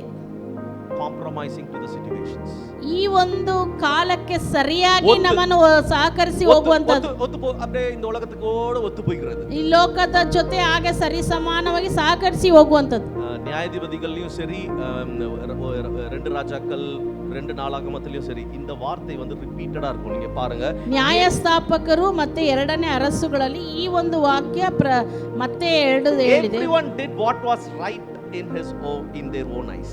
ಅವರ ಕಣ್ಣುಗಳಿಗೆ ಯಾವುದು ಸರಿಯಾಗಿತ್ತೋ ಅವರು ಅದನ್ನೇ ಮಾಡಿದ್ರು ಎಂಬುದಾಗಿ ನಾವು சொல்லல. ನಾವು ಹೇಳ್ತೀವಲ್ವಾ, எனக்கு இது சரின்னு படுது, ನನಗೆ ಇದು ಸರಿ ಅಂತ ಕಾಣ್ತಾ ಇದೆ. இங்க நம்ம பேசிருக்கோமா? ನಾವು ಮಾತಾಡಿದೀವಿ ಎಲ್ಲಾದ್ರೂ? கேட்ட மாதிரி இருக்குதா? ಕೇಳಿದಾಗೆ ಇದೆಯಾ? நம்ம தான் பேசிருக்கோம். ನಾವೇ ಮಾತಾಡಿದೀವಿ. எனக்கு இது சரின்னு படுது, ನನಗೆ ನನ್ನ ಕಣ್ಣಿಗೆ ಸರಿಯಾಗಿದೆ. என்னைக்கு வேதம் இது சரியா அப்படின்னு நம்ம பார்க்க ஆரம்பிக்கிறதா எழுப்புதலுடைய ஆரம்பமாக இருக்கின்றது.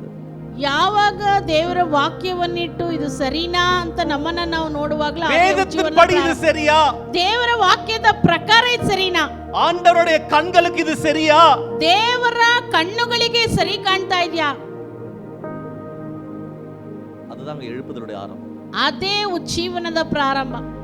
இன்னைக்கு we get compromised. ಇವತ್ತು ನಾವು ಸಹಕರಿಸಿಕೊಂಡು ಹೋಗ್ತಾ ಇದೀವಿ.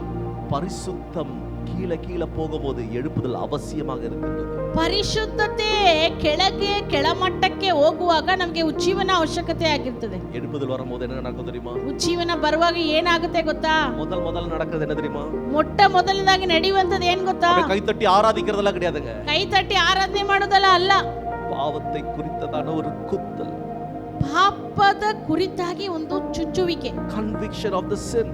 ಈ ಪಾಪದ ಕುರಿತು ಒಂದು ಅರಿವು, தேவன் மேல பயம், பக்தி, ದೇವರ ಮೇಲೆ ಒಂದು ಭಯ, ಒಂದು ಮಾರಲ್ ಪ್ಯೂರಿಟಿ, ಅದು ಪರಿಶುದ್ಧம், ಆ ಒಂದು ಪರಿಶುದ್ಧತೆ, அதுதாங்க எழுப்புதல் வரும்போது நடக்கும். ಅದೇ ಉಜ್ಜೀವನ ಬರುವಾಗ ನಡೆಯುವಂತದ್ದು. We will not compromise to any situations. ಯಾವುದೇ ಪರಿಸ್ಥಿತಿಗಳಿಗೆ ನಾವು ಸಹಕಾರ ಮಾಡಿಕೊಂಡು ಹೋಗೋದಿಲ್ಲ, ಎದೋಡು ಒತ್ತು ಹೋಗ ಮಾಟೋ, ಯಾವುದ್ರ ಜೊತೆನೂ ನಾನು ಒಂದಾಗಿ ಹೋಗುವುದಿಲ್ಲ. But we will keep the standard of the Bible. ವೇದத்தின் தரத்திற்கு நாம் நிற்போம்.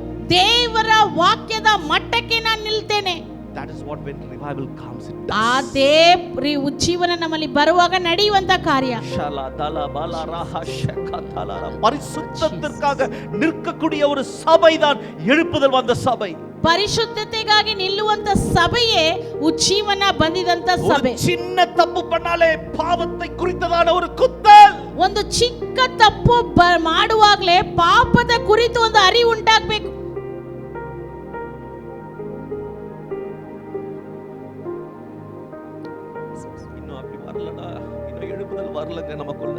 ಇನ್ನೂ ನಮ್ಗೆ ಅರಿವು ಉಂಟಾಗಿಲ್ಲ, ಬಂದಿಲ್ಲ ಅಂದ್ರೆ ಉಜ್ಜೀವನ ನಮ್ಗೆ ಇನ್ನೂ ಬಂದಿಲ್ಲ. That's why we have to pray for the revival. ಆದ್ರಿಂದನೇ ನಾವು ಉಜ್ಜೀವನಕ್ಕಾಗಿ ಪ್ರಾರ್ಥನೆ ಮಾಡಬೇಕು. ನಾವು எழுப்புதலுக்காக ஜெபிக்கணும். ಆದ್ರಿಂದನೇ ನಾವು ಉಜ್ಜೀವನಕ್ಕಾಗಿ ನಾವು ಪ್ರಾರ್ಥನೆ ಮಾಡಬೇಕು. ஏன் நமக்கு எழுப்புதல் வேணும்? ಯಾಕೆ ನಮಗೆ ಉಜ್ಜೀವನ ಬೇಕು? ஆதி சபை போல நாம் செயல்பட வேண்டிய காலம் இருக்கின்றது. ಆದಿ ಸಭೆಯ ಪ್ರಕಾರ ನಾವು ಕಾರ್ಯ ಮಾಡಬೇಕು. The church needs a power again. ಮತ್ತೆ ಆ ಸಭೆಗೆ ಆ ಬಲ ಬರಬೇಕು. Acts நீங்க அப்போஸ்தலர் நடவடிக்கைகளை திரும்பி படிச்சு பாருங்களேன். ಅಪೊಸ್ತಲರ ಕೃತ್ಯನ ಪದೇ ಪದೇ ನೀವು ಓದ್ತಾ ಇರಿ. How the church penetrated. எப்படி சபை அப்படியே ஊடுருவி ஒவ்வொரு தேசத்துக்குள்ளே பாய்ந்தது. ಸಭೆಯು ಯಾವ ರೀತಿ ಆಳವಾಗಿ ದೇಶದ ಒಳಗಡೆ ಪ್ರವೇಶ ಮಾಡುತ್ತೆ ಎಂಬುದನ್ನು ಅಡಿಕಡಿ சொல்லிருக்கிறேன். ನಾನು ಪದೇ ಪದೇ ಹೇಳಿದ್ದೇನೆ. ஒரே ஒரு பிரசங்கம், ಒಂದೇ ಒಂದು ಪ್ರಸಂಗ, ஒரு பேதுருடைய பிரசங்கம், ಒಂದು ಪೇತ್ರನ ಪ್ರಸಂಗ, 3000 பேர் ರಕ್ಷಿಸಲ್ಪಟ್ಟಾங்க. 3000 ಜನ ರಕ್ಷಣೆ ಹೊಂದಿದ್ರು. அடுத்து 5000 பேர், ನಂತರ 5000 ಜನ. ನಾಲ್ಕು ನಾள் ಸಭೆಯಲ್ಲಿ ಜನಗಳು ಆಡ್ ಆಡಂಗ. ದಿನಕ್ಕೆ ದಿನ ಸಭೆಯಲ್ಲಿ ಜನರು ಸೇರ್ತಾ ಬರ್ತಾ ಇದ್ರು.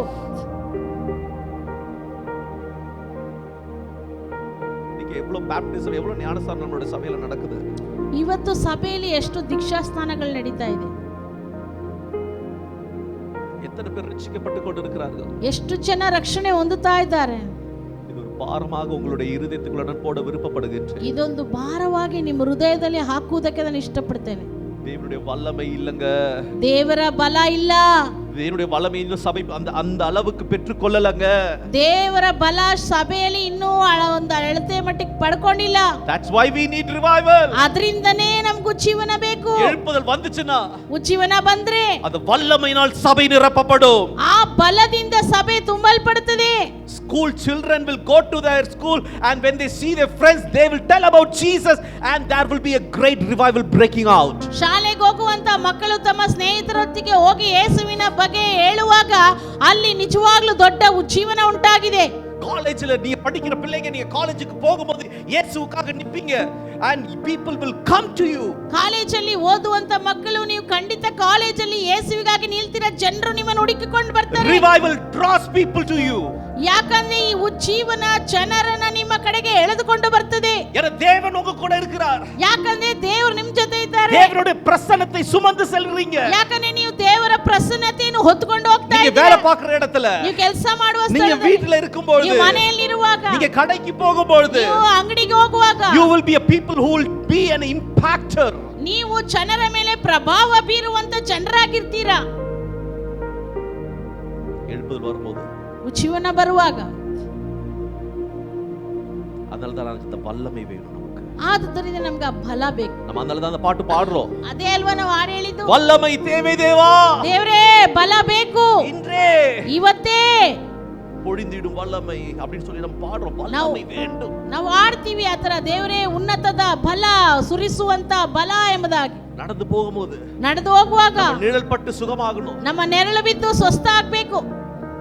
இதெல்லாம் நடக்கணும், ಇದೆಲ್ಲ ನಡಿಬೇಕು, என் மூலமா நடக்கணும்னு நான் ஜெபிக்கிறேன். ನನ್ನ ಮುಖಾಂತರ ನಡಿಬೇಕು ಅಂತ ನಾನು ಪ್ರಾರ್ಥನೆ ಮಾಡ್ತೀನಿ. நம்ம சபை மூலமா நடக்கணும், ನಮ್ಮ ಸಭೆ ಮುಖಾಂತರ நம்ம ನಡಿಬೇಕು, வாலிபர்கள் மூலமாக நடக்கணும், ನಮ್ಮ ಯೌವನ ಮಕ್ಕಳ ಮುಖಾಂತರ நம்ம ನಡಿಬೇಕು, சபையிலிருக்கிற ஜனங்கள் மூலமாக ನಮ್ಮ நடக்கணும். ಸಭೆಯಲ್ಲಿರುವ ಜನರ ಮುಖಾಂತರ ನಡಿಬೇಕು.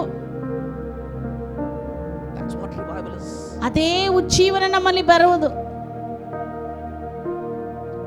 எப்படி எழுப்புதல் நடக்கும்? ಹೇಗೆ ಉಜ್ಜೀವನ ನಡೆಯುತ್ತದೆ? How will revival happen? ಉಜ್ಜೀವನ ಹೇಗೆ ನಡೆಯುತ್ತದೆ? How does revival happen? ಉಜ್ಜೀವನ ಹೇಗೆ ನಡೆಯುತ್ತದೆ? Number 1, ಮೊದಲನೇದಾಗಿ தாழ்மையோடு மனம் திரும்பும் போதுதாங்க. ದೀನತೆಯಿಂದ ನಾವು ಮನ ತಿರುಗುವಾಗ. நம்ம எல்லாருக்கும் இந்த வசனம் தெரியும், அதனால தான் நான் குயிக்கா போறேன். ವಾಕ್ಯ ನಮಗೆಲ್ಲ ಚೆನ್ನಾಗಿ ಗೊತ್ತು, ಅದರಿಂದ ನಾನು ಬೇಗ ಹೋಗ್ತಾ ಇದ್ದೀನಿ. 2 ನಾளாகಮಂ 7 அதிகாரம் 14 ವಚನ ನಮಗೆ 2 ಪೂರ್ವಕಾಲ ವೃತ್ತಾಂತ 7ನೇ ಅಧ್ಯಾಯ 14ನೇ ವಾಕ್ಯ. அதுல 4 காரியங்கள் இருக்குது பாருங்க. ಅದನ್ನ 4 ಕಾರ್ಯಗಳಿದೆ ನೋಡಿ. 4 things நடக்கணும். ನೋಡಿ 4 ಕಾರ್ಯ ನಡಿಬೇಕು. என்னது முதல்ல என்னது? ಮೊದಲನೇದಾಗಿ நம்மளையே தாழ்த்துவது, ನಮ್ಮನ್ನ ನಾವು ತಗ್ಗಿಸಿಕೊಳ್ಳಬೇಕು, ஜெபிப்பது, ಪ್ರಾರ್ಥನೆ ಮಾಡುವಂತದ್ದು, தேவனுடைய முகத்தை தேடுவது, ದೇವರ ಮುಖವನ್ನು ಹುಡುಕುವಂತದ್ದು, நம்மளுடைய பொல்லாத வழிகளை விட்டு ನಮ್ಮ ಕೆಟ್ಟ ನಡತೆಯನ್ನು ಬಿಟ್ಟು விலகுவது, ಬರುವುದು. ஹalleluya, ಹಲ್ಲೆಲೂಯಾ. humbling, நம்மளையே தாழ்த்துவது, ನಮ್ಮನ್ನ ನಾವು ತಗ್ಗಿಸಿಕೊಳ್ಳುವಂತದ್ದು, மனம் திரும்புவது. ಮನ ತಿರುಗುವಂತದ್ದು. அப்படி பண்ணும்போது அந்த வசனத்துல என்னெல்லாம் ஆண்டவர் ஒரு வாக்குத்தத்தம் பண்றாரு பாருங்க. ಆ ರೀತಿ ಮಾಡುವಾಗ ದೇವರ ವಾಕ್ಯದಲ್ಲಿ ಏನೆಲ್ಲ ವಾಗ್ದಾನ ಮಾಡಿದ್ದಾರೆ ಕ್ಷೇಮத்தை ನೋಡಿ. கொடுப்பார், ದೇಶಕ್ಕೆ ಕ್ಷೇಮವನ್ನು ಕೊಡ್ತಾನೆ, மன்னிப்பார், ದೇವರು ಕ್ಷಮಾಪಣೆಯನ್ನು மீண்டும் ಕೊಡ್ತಾನೆ, எழுப்பி நிறுத்துவார், நம்மை தேவரு மீண்டும் உயிர்ப்பிப்பார். ದೇವರು ಮತ್ತೆ ನಮ್ಮನ್ನು ಎತ್ತಿ ನಿಲ್ಲಿಸ್ತಾನೆ, ಮತ್ತೆ ಉಜ್ಜೀವಿಸ್ತಾನೆ. Revival always begins with repentance. ಯಾವಾಗ್ಲೂ ಈ ಉಜ್ಜೀವನ ಮನ ತಿರುಗುವಿಕೆ ಒಟ್ಟಿಗೆ ಪ್ರಾರಂಭವಾಗ್ತದೆ, அதுலதான் ஆரம்பமாகுது. ಅದರಿಂದನೇ ಪ್ರಾರಂಭವಾಗುವಂತದ್ದು, பிரசங்கத்தினால கிடையாது, ಪ್ರಸನ್ನತೆಯಿಂದ ಅಲ್ಲ, பிரசங்கத்தினால கிடையாது. ಪ್ರಸಂಗದಿಂದ ಅಲ್ಲ. It is about the heart's conviction and the repentance. ನಮ್ಮ ಹೃದಯದಲ್ಲಿ ಆಗುವ ಬದಲಾವಣೆ ಅಥವಾ ಮನ ತಿರುಗುವಿಕೆಯಿಂದ ಉಂಟಾಗುವಂತದ್ದು. இன்னைக்கு நம்மளை தாழ்த்தி நம்ம மனம் திரும்ப தயாராயிட்டோம்னு நினைச்சுக்கோங்களேன், ಇವತ್ತು ನಮ್ಮನ್ನು ತಗ್ಗಿಸಿಕೊಂಡು ಮನ ತಿರುಗುವುದಕ್ಕೆ ನಾವು ಸಿದ್ಧವಾಗ್ಬಿಟ್ರೆ எழுப்புதல் உண்டாகும், ಉಜ್ಜೀವನ ಬಂದ್ಬಿಡುತ್ತೆ, எழுப்புதல் நம்ம மேல வரும். ಉಜ್ಜೀವನ ನಮ್ಮ ಮೇಲೆ ಬರುತ್ತೆ. ஹalleluya, ಹಲ್ಲೆಲೂಯಾ. சபையே, ಸಭೆಯೇ, உங்களை தாழ்த்த தயாரா? ನಿಮ್ಮನ್ನು ತಗ್ಗಿಸಿಕೊಳ್ಳುವುದಕ್ಕೆ ನೀವು உங்களுடைய பொல்லாத வழிகளை விட்டு விலக தயாரா? ನಿಮ್ಮ ಕೆಟ್ಟ ನಡತೆಯನ್ನು ಬಿಟ್ಟು ತಿರುಗಿಕೊಳ್ಳಲು தேவனுடைய முகத்தை தேட தயாரா? ದೇವರ ಮುಖವನ್ನು ಹುಡುಕುವುದಕ್ಕೆ ಸಿದ್ಧರಾಗಿದ್ದೀರಾ? ஜெபிக்க தயாரா? ಪ್ರಾರ್ಥಿಸುವುದಕ್ಕೆ ಸಿದ್ಧರಾಗಿದ್ದೀರಾ? You will see revival. ಅದು ಉಜ್ಜೀವನ. எழுப்புதலை பார்ப்பீர்கள். ಉಜ್ಜೀವನನ ನೋಡ್ತೀರಾಗ. இரண்டாவது, ಎರಡನೇದಾಗಿ through persistent prayer. ಅಂದ್ರೆ ಸತತವಾಗಿ ಮಾಡುವ ಪ್ರಾರ್ಥನೆ, தொடர்ந்து இருக்கக்கூடிய ஜெபம். ಅಂದ್ರೆ ಸತತವಾಗಿ ಮಾಡುವ ಪ್ರಾರ್ಥನೆ. சபையில இந்த வருஷத்துல நம்ம வந்து மாசத்துல ஒரு வாரம் முழுவதுமாக ஜெபிக்க நம்ம திட்டமிட்டு இருக்கோம். ನಮ್ಮ ಸಭೆಯಲ್ಲಿ ಈ ವರ್ಷ ತಿಂಗಳಲ್ಲಿ 1 ವಾರ ಪ್ರಾರ್ಥಿಸುವುದಕ್ಕೆ ಯೋಜನೆ ಹಾಕಿಕೊಂಡಿದ್ದೇವೆ. 7 நாட்கள், 7 ದಿನಗಳು. இந்த வாரம் முழுவதும் நமக்கு நடக்க போகிறது. ಈ ವಾರ ಪೂರ್ತಿ ನಮಗೆ ನಡೆಯುತ್ತದೆ. Maybe it's a church program. ಒಂದು ವೇಳೆ ಇದು ಸಭೆಯ ಕಾರ್ಯಕ್ರಮ ಆಗಿರಬಹುದು. எழுப்புதல் கண்ணோட்டத்தோட வாங்க. ಆದ್ರೆ ನೀವು ಜೀವನದ ದೃಷ್ಟಿಕೋನದಿಂದ ಬನ್ರಿ. persistent prayer. ಒಂದು ಸತತವಾದ ಪ್ರಾರ್ಥನೆ, தொடர்ந்து இருக்கக்கூடிய ஜெபம், ಸತತವಾಗಿ ಮಾಡುವ ಪ್ರಾರ್ಥನೆ.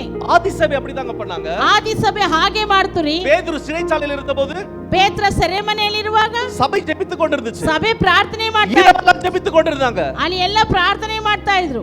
எது வரைக்கும்? ಎಲ್ಲಿ ತನಕ? ಎಲ್ಲಿ ತನಕ? அவன் விடுவித்து வீட்டுக்கு வர வரைக்கும். ಪೇತ್ರನು ಸೆರೆಯಿಂದ ಮನೆಗೆ ಬರುವ ತನಕ. Till we receive the answer, we have to keep on praying. ಅಪೊಸ್ತಲ ಕೃತ್ಯ ನಾವಲ್ಲಿ ಬರುವ ತನಕ ನಾವು ಪ್ರಾರ್ಥನೆ ಮಾಡ್ತಾನೆ ಇರಬೇಕು. அன்பான தேவஜனமே, ಪ್ರಿಯ ದೇವಜನರೇ, எழுப்புதலுக்காக தொடர்ந்து ஜெபிக்கணும். ಉಜ್ಜೀವನಕ್ಕಾಗಿ ಮುಂದುವರೆದು ಪ್ರಾರ್ಥನೆ ಮಾಡಬೇಕು. தொடர்ந்து ஜெபிக்கணும். ಮುಂದುವರೆದು ಪ್ರಾರ್ಥನೆ எனக்குள்ள எழுப்புதல் உண்டாகணும்னு ஜெபிக்கணும். ದೇವರ ನನ್ನಲ್ಲಿ ಉಜ್ಜೀವನ ಉಂಟಾಗಬೇಕಂತ ಪ್ರಾರ್ಥನೆ ಮಾಡಬೇಕು. இன்னொரு விஷயத்தை நான் இத சொல்றேன். ನಾನು ವಿಚಾರವನ್ನು ಹೇಳ್ತೇನೆ. எழுப்புதல் ஒரு டைம் வரும்.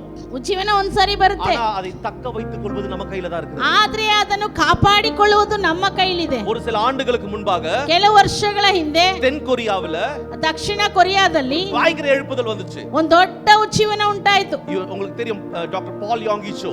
ನಿಮಗೆ ಚೆನ್ನಾಗಿ ಗೊತ್ತು ಡಾಕ್ಟರ್ ಪಾಲ್ ಯಾಂಗಿಚೋ. அவங்களுடைய சபையின் மூலமாக அவங்க வந்து they set up care cells, அது மூலமாக ஒரு பெரிய எழுப்புதல், கிட்டத்தட்ட லட்சக்கணக்கான ஜனம் ரட்சிக்கப்பட்டு சபையில சேர்க்கப்பட்டார்கள். ಅವರು ಕೇರ್ಸೆಲ್ಗಳ ಮುಖಾಂತರ ದೊಡ್ಡ ಗುಂಪಿನ ಜನರು ದೊಡ್ಡ ಮಟ್ಟದಲ್ಲಿ ಸಭೆಯಲ್ಲಿ ಸೇರಿಸಿ ರಕ್ಷಣೆಯ ಹಾದಿಯಲ್ಲಿ ಬಂದರು. அது ஒரு காலகட்டம் வரைக்கும் ஓடுச்சு. ಅದು ಒಂದು ಕಾಲದ ತನಕ ನಡೀತಾ ಇತ್ತು. ஒரு சில இங்க இருந்து இந்தியாவில இருந்து போன சில தேவ ஊழியர்கள் அவரை சந்தித்து பேசின போது ಭಾರತದಿಂದ ಕೆಲವು ದೇವ ಸೇವಕರುಗಳು ಹೋಗಿ ಅವರನ್ನು ಸಂಧಿಸಿ ಮಾತನಾಡಿದಾಗ அவர் சொன்ன ஒரு விஷயம், ಅವ್ರು ಹೇಳಿದಂತ ಒಂದು ವಿಚಾರ அப்ப நடந்துச்சுங்க, ಆಗ ನಡೀತು ರೀ. ஆனா அதை வந்து அப்படியே தக்க வைத்துக் கொள்ள முடியல அப்படின்னு சொன்னாங்க. ಆದ್ರೆ ಅದನ್ನ ಮುಂದುವರೆದು ಕಾಪಾಡಿಕೊಳ್ಳಕ್ ಆಗ್ಲಿಲ್ಲ.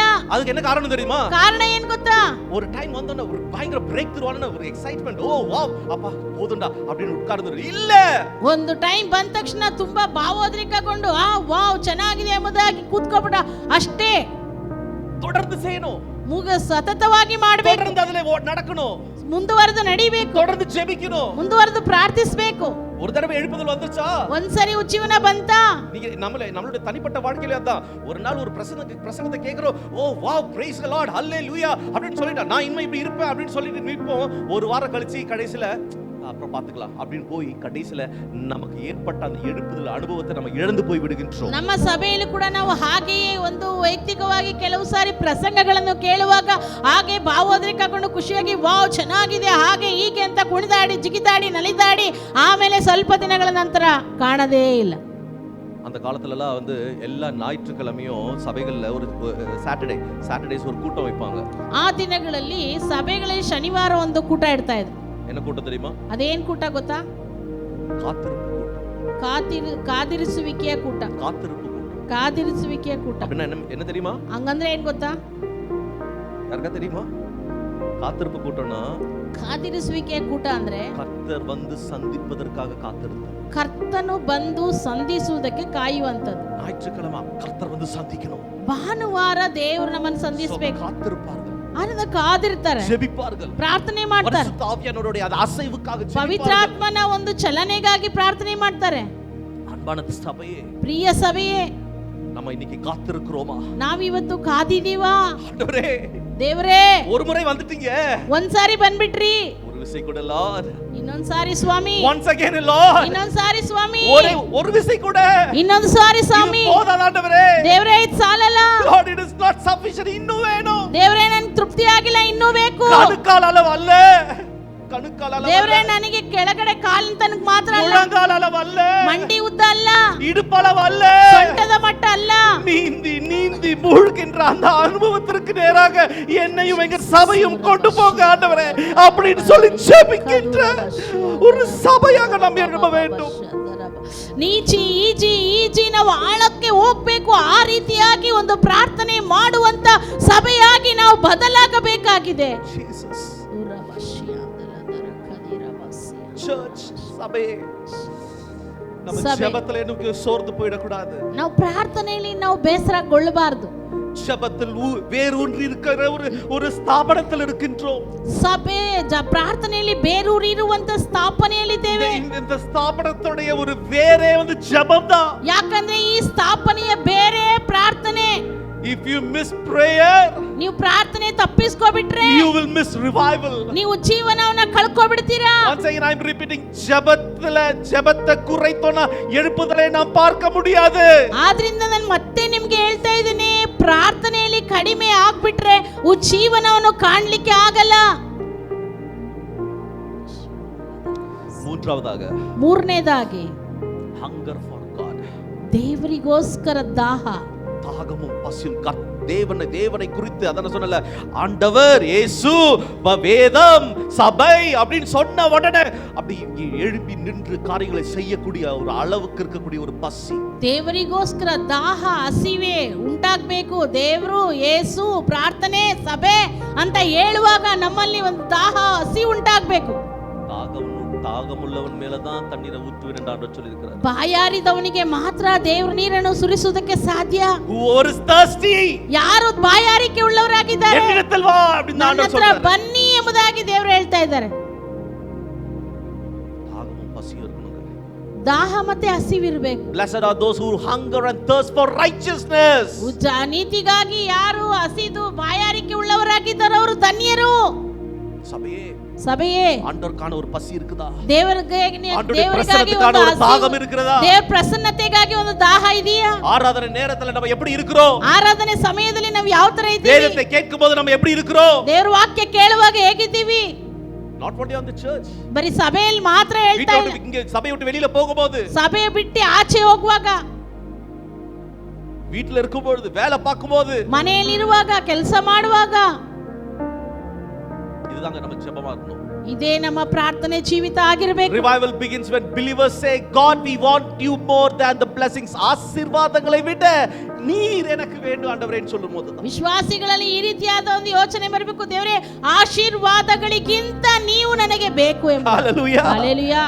ஆசீர்வாதங்களை விட, ಆಶೀರ್ವಾದಗಳಿಗಿಂತ, church more than the blessings. ಯಾಕಂದ್ರೆ ಈ ಆಶೀರ್ವಾದಗಳಿಗಿಂತ ಸಭೆ ஆண்டவர் வந்துட்டா போதுங்க. ದೇವರು ಬಂದ್ಬಿಟ್ರೆ ಸಾಕು, எல்லாமே வந்துரும் பின்னாடி. ಎಲ್ಲ ನಮ್ಮ ಹಿಂದೆ ಬರುತ್ತೆ. அத பத்தி நம்ம கவலை பண்ணணும் அவசியமே கிடையாது. ಅದರ ಬಗ್ಗೆ ಚಿಂತೆ ಮಾಡುವಂತ ಅವಶ್ಯಕತೆನೇ ಇಲ್ಲ.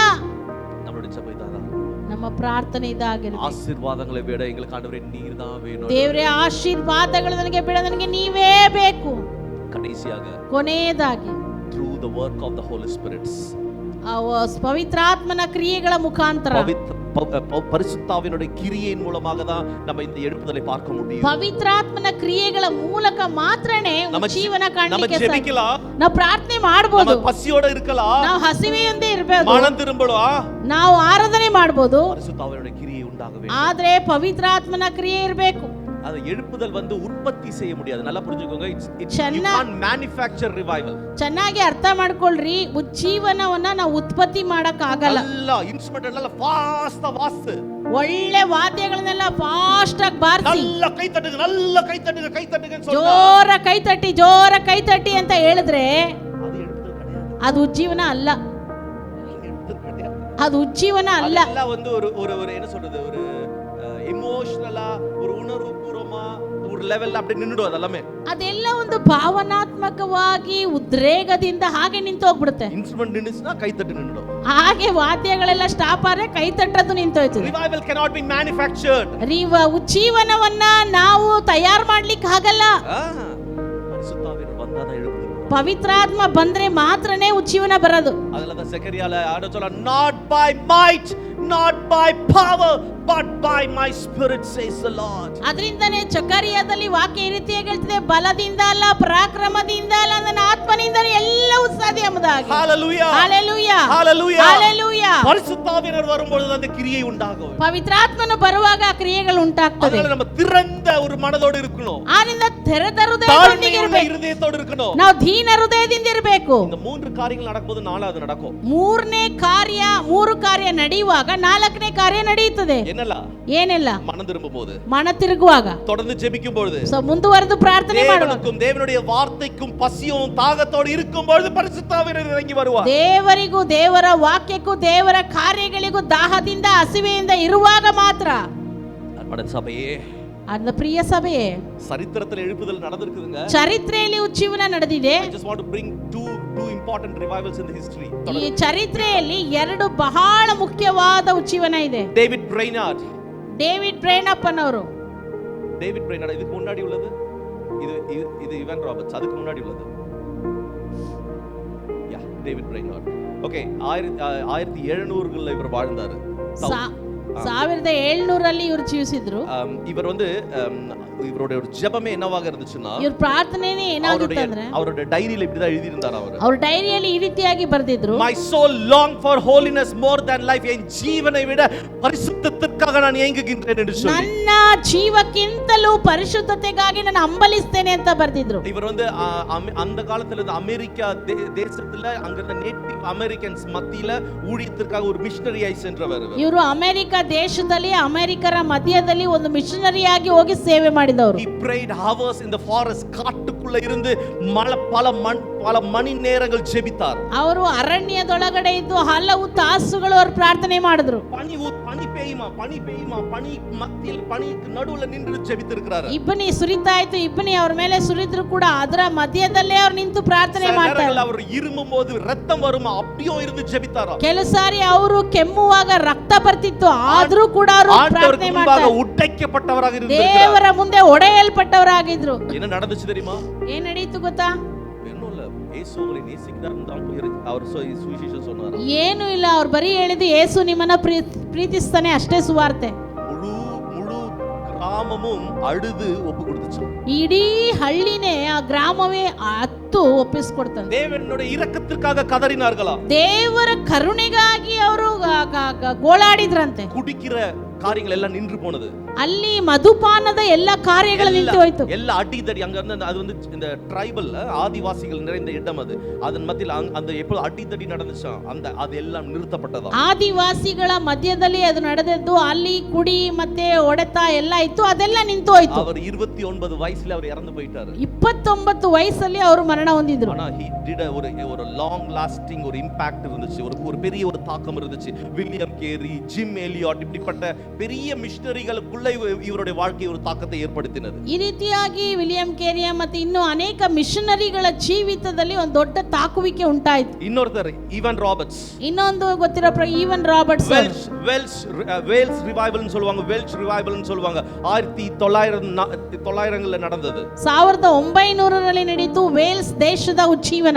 He was just 13 years old boy. 13 ವಯಸ್ಸಿல இருந்து ஜெபிக்க ஆரம்பிச்சாரு. ಬರೀ ಅವರು 13 ವರ್ಷದ ಹುಡುಗ ಆಗಿಂದ ಪ್ರಾರ್ಥನೆ ಮಾಡಕ್ ಪ್ರಾರಂಭ ಮಾಡಿದ್ರು. வீட்டை விட்டு வெளியில வர மாட்டாரா, ரூம் விட்டு வெளியில வர மாட்டாரா, ಮನೆ ಬಿಟ್ಟು ಆಚೆ ಬರಲ್ಲ, ರೂಮ್ ಬಿಟ್ಟು ಆಚೆ ಬರಲ್ಲ. அவருடைய ஒரு ஜெபம் தான் bend me o lord. ಅವರ ಪ್ರಾರ್ಥನೆ ಇದೆ, ದೇವರೇ ನನ್ನನ್ನು ಬಗ್ಗಿಸು, என்னை தாழ்த்துகிறேன், ದೇವರೇ ನಾನು ತಗ್ಗಿಸ್ತೇನೆ, என்னை தாழ்த்துகிறேன், ನಾನು ತಗ್ಗಿಸ್ತೇನೆ.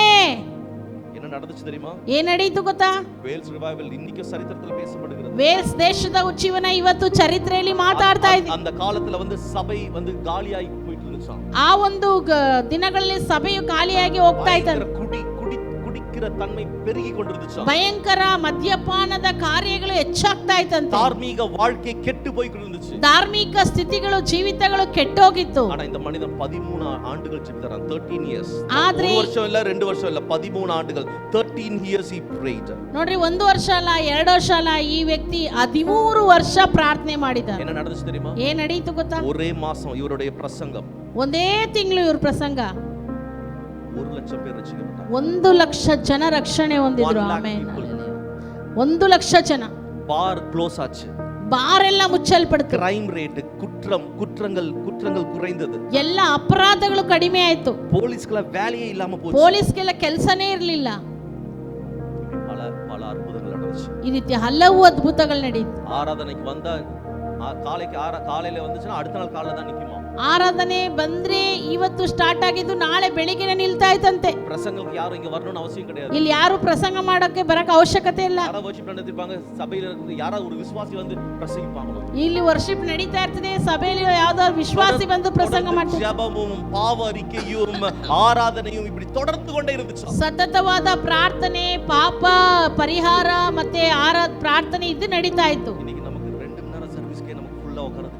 ಇವತ್ತು ಬರೀ 2 ತಾಸು ಇರುವ ಆರಾಧನೆಗೆ ಪೂರ್ತಿಯಾಗಿ ಕೂತ್ಕೊಳ್ಳಕ್ ನಮ್ಗಾಗಲ್ಲ. 9 ಮಣಿ ಟಾನ್ ಆನೋಣ ಎಪ್ಪಡ ಮುಡಿಪಾಂಗಂದ್ರೆ ನಾವು ಪಾಕರೋ. 9 ಗಂಟೆ ಆಯ್ತಿದ್ದಂಗೆ ಯಾವಾಗಪ್ಪ ಇವ್ರು ಮುಗಿಸ್ತಾರೆ ಅನಿಸ್ತತೆ. ಜೀವನ ಬಂದ್ಬಿಟ್ರೆ ಯಾರು ಸಮಯವನ್ನು ಕಾಲ ನೋಡುವುದಿಲ್ಲ.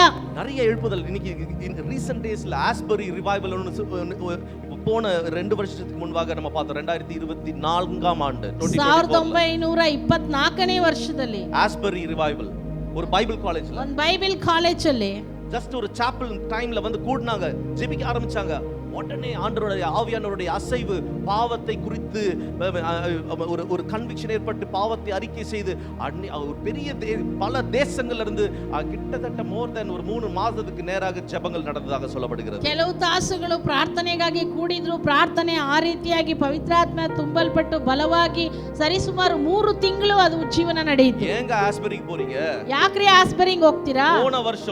ಹೋದ ವರ್ಷ 2024 ಸೇಮ್ 2024 ಲ 24ರಲ್ಲಿ ಬೆಂಗಳೂರಲ್ಲಿ ಪಾಸ್ಟರ್ ಆಶೀಶ್ ಮನೋಜ್ ಸ್ಟೀಫನ್ அவங்க சபையில ஆஷிஷ் மனோஜ் ஸ்டீஃபன் ಅವರ ಸಭೆಯಲ್ಲಿ அவங்க ஒரு ஃபாஸ்டிங் பிரேயர் சும்மா இப்படி ஆரம்பிச்சிருக்காங்க ரெகுலர் ಫ್ರೈಡೆ ಫಾಸ್ಟಿಂಗ್ பிரேயர் ಸುಮ್ಮನೆ ಶುಕ್ರವಾರ ಪ್ರಾರ್ಥನೆ ಕೂಟನ ಪ್ರಾರಂಭ ಮಾಡಿದ್ದಾರೆ அவங்க சும்மா ಆರಂಭಿಸಿருக்காங்க ಸುಮ್ಮನೆ ಅವರು ಪ್ರಾರಂಭ ಮಾಡಿದ್ದಾರೆ அவ்வளவுதான் ಅಷ್ಟೇ நிறுத்த முடியல ನಿಲ್ಸಕ್ಕಾಗಿಲ್ಲ வாலிபர்கள் அழுது அவங்களை ಒಪ್ಪು கொடுக்கறாங்க ಯವನಸ್ಥರು ಹತ್ತತ್ತು ತಮ್ಮನ್ನು ಒಪ್ಪಿಸಿಕೊಟ್ರು அந்த இடம் எலக்ட்ரானிக் சிட்டி இன்னைக்கு நீங்க யூடியூப்ல போய் செக் பண்ணி பாருங்க ஆஷிஷ் மனோஜ் ஸ்டீஃபன் அவங்களோட சபையில நடந்த எழுப்புதல் 100 டேஸ்க்கு மேல தொடர்ந்து 24/7 நான் ஸ்டாப் ಆರಾಧನೆ ನಡೆದು கொண்டிருக்கு ಇವತ್ತು ಕೂಡ ನೀವು ಯೂಟ್ಯೂಬ್ ಅಲ್ಲಿ ಹೋಗಿ ಗೊತ್ತಾಗ್ತದೆ ಆಶೀಶ್ ಮನೆ ಅವರದು 100 ದಿನಗಳು 24 ತಾಸುಗಳು ಪ್ರಾರ್ಥನೆ ನಡೀತಾನೆ ಇತ್ತು 2 ವಾರங்களுக்கு முன்பாக 2 ವಾರದ ಹಿಂದೆ சவுத் அமெரிக்கா சைடுல இருக்கக்கூடிய இன்னொரு வேதாகம கல்லூரியில ஒரு ரிவைவல் பிரேக் அவுட் ஆயிருக்குது ಸೌತ್ ಅಮೆರಿಕಾ ಸೈಡ್ ಇನ್ನೊಂದು ಕಾಲೇಜಲ್ಲಿ ಉಜ್ಜೀವನ ಉಂಟಾಗಿದೆ ಆಮೆನ್ ಹalleluya ಹalleluya ஆண்டவர் இப்படிதாங்க செய்துட்டு இருக்காரு ದೇವರು ಈಗ ಮಾಡ್ತಾ ಇದ್ದಾರೆ ರೀ இன்னைக்கு நம்ம சபையில வேணுமா ಇವತ್ತು ನಮ್ಮ ಸಭೆಯಲ್ಲಿ ಬೇಕಾ நம்ம சபையில வேணுமா ನಮ್ಮ ಸಭೆಯಲ್ಲಿ ಬೇಕಾ எழுப்புதல் வேணுமா ಉಜ್ಜೀವನ ಬೇಕಾ மாற்றங்கள் உண்டாகும் ಬದಲಾವಣೆ இதுதான் நம்மளுடைய ஜெபமாக இருக்க வேண்டும் ಇದೇ ನಮ್ಮ ಪ್ರಾರ್ಥನೆಯಾಗಿರಬೇಕು அப்போ உண்மையான எழுப்புதலுடைய அடையாளங்கள் என்ன ಹಾಗಾದ್ರೆ ನಿಜವಾದ ಉಜ್ಜೀವನದ ಗುರುತುಗಳು What are the signs of true revival ನಿಜವಾದ ಉಜ್ಜೀವನದ ಗುರುತೇನು உண்மையான மனம் திரும்புதல் ನಿಜವಾದ ಮಾನಸಾಂತರ வைராக்கியமுள்ள ஆராதனை ವೈರಾಗ್ಯವುಳ್ಳ ಆರಾಧನೆ தேவனுடைய வார்த்தைக்கான ஒரு பாசம் நேசம் ದೇವರ ವಾಕ್ಯಕ್ಕಾಗಿ ಅಕ್ಕರೆ ಪ್ರೀತಿ அழிந்து போகிற ஆத்துமாக்களை குறித்ததான ஒரு பாரம் ಅಳಿದು ಹೋಗುವಂತ ಆತ್ಮಗಳ ಕುರಿತು ಭಾರ விசுவாசிகளுக்குள்ள ஒரு ஒற்றுமை ಆ ವಿಶ್ವಾಸಿಗಳ ಒಳಗಡೆ ಒಂದು ಐಕ್ಯತೆ இயற்கைக்கு அப்பாற்பட்ட ஒரு ரூபமாக ಪ್ರಕೃತಿಗೆ ಮಿಗಿಲಾದ ರೂಪಾಂತರ ಕಾರ್ಯಾಚರಣೆ ஹalleluya ஹalleluya revival changes lifestyles நம்முடைய வாழ்க்கை முறையை எழுப்புதல் மாற்றும் ಈ ಉಜ್ಜೀವನ ನಮ್ಮ ಜೀವನ ಶೈಲಿಯನ್ನ ಬದಲಾವಣೆ ಮಾಡ್ತದೆ அன்பான தேவஜனமே ಪ್ರಿಯ ದೇವಜನ are you ready for the revival ನೀವು ಅದಕ್ಕೆ ಉಜ್ಜೀವನಕ್ಕೆ அந்த எழுப்புதலை பெற்றுக்கொள்ள சபை தயாரா ಸಭೆ ಉಜ್ಜೀವನ ಪಡೆಕೊಳ್ಳೋದಕ್ಕೆ ಸಿದ್ಧವಾಗಿದೆಯಾ God is going to visit us ದೇವರು ಅದನ್ನು ಮಾಡ್ತಾರೆ தேவன் நம்மளை சந்திக்க போகின்றார் ದೇವರು ನಮ್ಮನ್ನು ಸಂಧಿಸಲಿಕ್ಕೆ ಹೋಗ್ತಾನೆ அதுக்கு நம்மளுடைய இருதயங்களை ஆயத்தப்படுத்தி வைக்க வேண்டும் ನಮ್ಮ ಹೃದಯಗಳನ್ನು ನಾವು ಸಿದ್ಧಪಡಿಸಿಡಬೇಕು எழுப்புதல் அப்படின்ற ஒரு ஸ்தாபனத்திற்கு அடியில நம்ம இருக்கின்றோம் ಉಜ್ಜೀವನ ಎನ್ನುವ ಸ್ಥಾಪನೆಗೆ ಅದರ ಕೆಳಗಡೆ ನಾವಿದ್ದೇವೆ அப்ப நம்மளுடைய வாழ்க்கையில எழுப்புதலை கர்த்தர் கொண்டு ಹಾಗಾದ್ರೆ வருவார் ನಮ್ಮ ಜೀವಿತದಲ್ಲೂ ಉಜ್ಜೀವನವನ್ನು ಕರ್ತನು இந்த 50வது ஆண்டு ஒரு பெரிய ஒரு மாற்றத்திற்குள்ள நம்மளுடைய ஸ்தாபனமும் நம்மளுடைய சபைகளும் செல்ல போகின்றது ಈ 50ನೇ ವರ್ಷದಲ್ಲಿ ನಮ್ಮ ಸ್ಥಾಪನೆಯೊಟ್ಟಿಗೆ ನಮ್ಮ ಸಭೆ ಕೂಡ ಸೇರಿ ಮಾಡ್ಲಿಕ್ಕಿದೆ இதுதான் 3 ಸ್ಟೇಟ್ಮೆಂಟ್ಸ್ ಇದೇ 3 ಒಂದು ಮಾತುಗಳು ಲಾರ್ಡ್ ಸ್ಟಾರ್ಟ್ ವಿತ್ ಮೀ ದೇವರೇ ನನ್ನಿಂದ என்னிலிருந்து ஆரம்பிங்க ದೇವರೇ ನನ್ನಿಂದ ಪ್ರಾರಂಭ ஆண்டவரೇ என்னை உயிர்ப்பியும் ஆண்டவரೇ ದೇವರೇ ನನ್ನನ್ನು ಉಜ್ಜೀವನಗೊಳಿಸು ஒரு விஷயம் கூட ಮತ್ತೆ ಇನ್ನೊಂದು ಸಾರಿ Once again, ಪುನಃ do it again ಪುನಃ do it again ಪುನಃ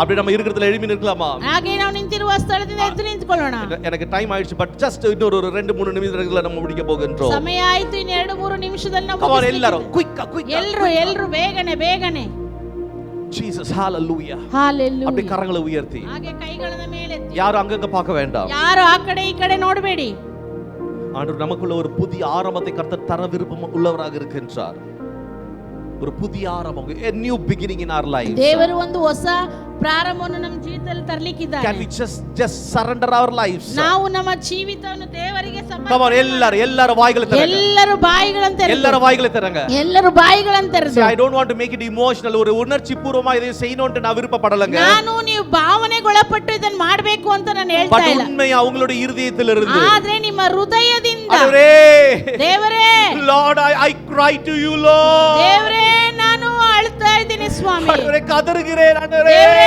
ನಾನು ಕೂಗ್ತಾ ಇದ್ದೇನೆ I Swami cry oh Lord ದೇವರೇ ನಾನು ಅಳ್ತಾ ಇದ್ದೇನೆ எழுப்புங்க ஆண்டவரே ಉಜ್ಜೀವನ ಸ್ವಾಮಿ உயிர்ப்பியும் ஆண்டவரே ದೇವರೇ ಮತ್ತೆ ಉಜ್ಜೀವಿಸ ಮಾಡು என்னை உயிர்ப்பியும் ನನ್ನನ್ನು ಉಜ್ಜೀವಿಸ ಮಾಡು revive me oh Lord ದೇವರೇ ನನ್ನಲ್ಲಿ ಮೊದಲು ಉಜ್ಜೀವನ let it begin in me oh Lord ದೇವರೇ ನನ್ನಿಂದ ಪ್ರಾರಂಭ ಆಗ್ಬೇಕಪ್ಪ come on எல்லாரும் சேர்ந்து சொல்லலாமா ಎಲ್ಲರೂ ಸೇರಿ ಹೇಳೋಣವಾ நான் சொல்றனால சொல்லாதீங்க பட் உள்ளுக்குள்ள இருந்து சொல்லுங்க ನಾನು ಹೇಳಿದ್ದರಿಂದ ನೀವು ಹೇಳ್ಬಿಡಿ ನಿಮ್ಮ ಅಂತರಾಳದಿಂದ ನೀವೇ ಹೇಳ್ರಿ என்னில் ஆரம்பமாகட்டும் ஆண்டவரே ದೇವರೇ ನನ್ನಿಂದ ಪ್ರಾರಂಭವಾಗಲಿ let it begin in me oh Lord ದೇವರೇ ನನ್ನಿಂದ ಪ್ರಾರಂಭವಾಗಲಿ revive me oh Lord ದೇವರೇ ನನ್ನಿಂದ do ಪ್ರಾರಂಭವಾಗಲಿ it again ಮತ್ತೆ ಮಾಡು ಸ್ವಾಮಿ ஒரு விசை கூட ದೇವರೇ ಮತ್ತೆ ಇನ್ನೊಂದು ಸಾರಿ once more ದೇವರೇ ನಮ್ಮನ್ನು ಜೀವಿಸ ಮಾಡು ಓ ದೇವಾ ಜೀಸಸ್ ಹalleluya கதறுகிறேன் தேசத்தின் மேல் மனமிரங்கு தேவா கதறுகிறேன். தேசத்தின் மேல் மனமிரங்கு. அப்படியே Jesus, hallelujah. ஜெபிங்க. Lord, I cry out to you, ಪ್ರಾರ್ಥನೆ Lord. ಮಾಡಿ. Jesus. சபைகள் தூய்மையாகணும் ஆண்டவரே. ಸಭೆಗಳು ಪರಿಶುದ್ಧಗೊಳ್ಳಬೇಕು ಸ್ವಾಮಿ. ಸಾಕ್ಷಿಯಾಗ ಸಭೆಯಲ್ಲಿ ಉಳ್ಳ ಜನಗಳು ವಾಳணும் ಆண்டವರೇ. ಸಭೆಗಳು ಸಾಕ್ಷಿಯಾಗಿ ಪರಿಶುದ್ಧವಾಗಿ ಜೀವಿಸಬೇಕಪ್ಪ. சபைகளெல்லாம் தூய்மையாகி சாட்சியாக வாழணுமே.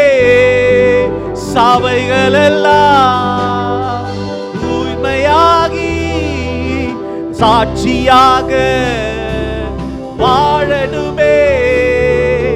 தேவா கதறுகிறேன், என் தேசத்தின் மேல் மனமிரங்கு.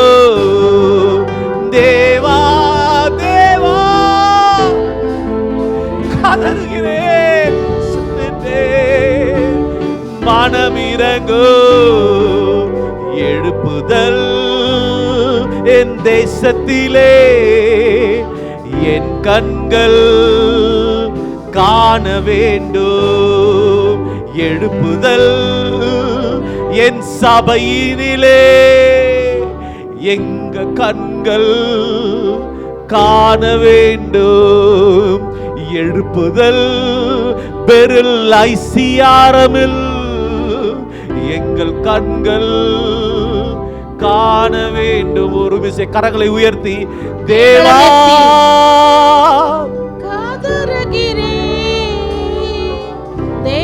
எங்க சபையின் மேல் மனமிரங்கு. தேவா காதறுகிறேன், எங்க சபையின் மேல் ஆண்டவரே, எங்க சபையில் இருக்கிற ஜனங்களை எழுப்புங்கப்பா. ஆண்டவரே, சின்ன பிள்ளைகள்ல இருந்து சின்ன பிள்ளைகள்ல இருந்து ಚಿಕ್ಕ ಮಕ್ಕಳಿಂದ ஆண்டவரே பெரியவங்க வரைக்கும் ದೊಡ್ಡವರ ತನಕ வாலிபர்கள் மூத்தவர்கள் அப்பா எல்லார மேலೂ ಆண்டವರೇ ಅಭಿಷೇಕತೆ ಕರ್ತರ್ ಪೊಡಿ ಒಂದು ಅಭಿಷೇಕವನ್ನು ಕರ್ತನ ಕೊಡಿಸು ಕರ್ತನೇ. We cry, O Lord. ದೇವರೇ, ನಾವು ಕೂಗ್ತಾ ಇದ್ದೇವೆ ಸ್ವಾಮಿ. We cry out to you, Lord. ನಾವು ಅರಚಿಕೊಳ್ತಾ ಇದ್ದೇವೆ. We cry out, O Lord. ದೇವರೇ, ನಾವು ಅರಚಿಕೊಳ್ತಾ ಇದ್ದೇವೆ. ಶದಲ್ಲರಾದ ಮಾಮಲರ ಮನರದಲ್ಲರ ಮಕರದಲ. ஆண்டவரே, இத்தனை ஆண்டுகளாக நாங்க இந்த சபையில் இருக்கிறோம், எழுப்புதல் வரலையே. அப்பா, இಷ್ಟು ವರ್ಷಗಳಿಂದ ಈ ಸಭೆಯಲ್ಲಿ ಉಜ್ಜೀವನ ಬಂದಿದೆ. ஆண்டவரே, அன்னைக்கு ஆண்டவரே, அந்த டேவிட் பிரைனார்டோட காலத்துல, ஈவான் ராபர்ட்ஸோட காலத்துல நடந்தது போல, ஆதி சபையின் காலத்துல நடந்தது போல எழுப்புதலை இன்னும் எங்க கண்கள் பார்க்கலையப்பா. அப்பா, ಡೇವಿಡ್ ಬ್ರೈನಾರ್ಡ್ ಅವರ ಕಾಲದಲ್ಲಿ, ಈವಾನ್ ರಾಬರ್ಟ್ಸ್ ಆದಿ ಸಭೆಯ ಕಾಲದಲ್ಲಿ ನಡೆದಾಗೆ ಇನ್ನೂ ನನ್ನ ಸಭೆಗಳ ನನ್ನ ದಿನಗಳಲ್ಲಿ ನಡೆದಿಲ್ವಲ್ಲಪ್ಪ. நாங்க காண எங்க கண்கள் ஏங்குகிறதப்பா. அப்பா, ஜீவನ ಕಾಣುವುದಕ್ಕೆ ನಮ್ಮ எங்களை நாங்க தாழ்த்துகிறோம் அப்பா. தேவரே, ನಮ್ಮನ್ನು ತಗ್ಗಿಸ್ತಾ ಇದ್ದೇವೆ. நாங்க மனம் திரும்புறோம் ஆண்டவரே. ನಾವು ಮನ ತಿರುಗಿ எங்க பொல்லாத வழிகளை விட்டு நாங்க மனம் திரும்புறோம்ப்பா. ನಮ್ಮ ಕೆಟ್ಟ ನಡತೆಯನ್ನು ಬಿಟ್ಟು ಮನ we cry out to your daddy. ದೇವರೇ, ನಾವು ಅರಚಿಕೊಳ್ತಾ ಇದ್ದೇವಪ್ಪ.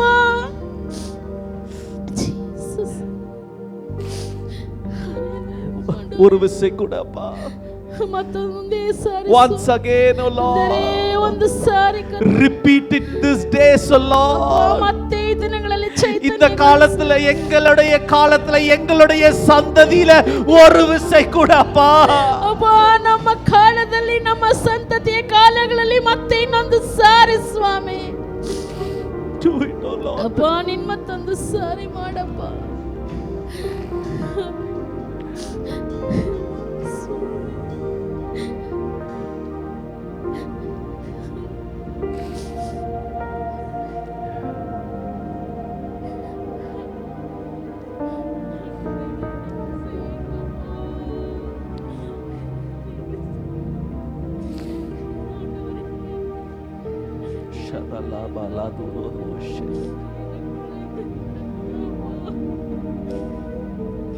யாருக்குள்ளலாம் ஜெபிக்கணும், ஏதாவது சொல்லணும், ஆவியானவர் உங்களுக்குள்ள அப்படியே ஜெபிக்கின்ற ஒரு ஆவியை கர்த்தர் ஊற்றி கொண்டிருக்கின்றார்.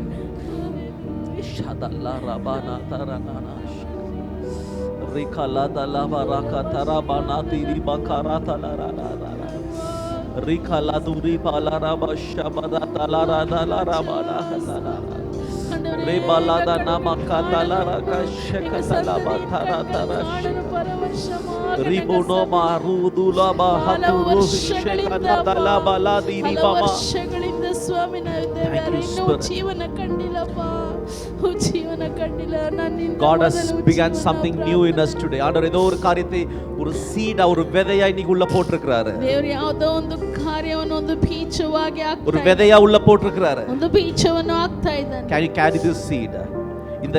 இந்த விதையை நீங்க தூக்கி கொண்டு செல்ல முடியுமா? ಈ ಬೀಜವನ್ನು ನೀವು ತೆಗೆದುಕೊಂಡು ಹೋಗ್ಲಿಕ್ಕೆ ಸಾಧ್ಯನಾ? அது வளர விட முடியுமா? ಅದು ಬೆಳೆಯುವಂತೆ ಮಾಡಲಿಕ್ಕೆ ಸಾಧ್ಯ? அது விளைந்து 30 60 100 பலன் கொடுக்க அலோ பண்ணுவீங்களா?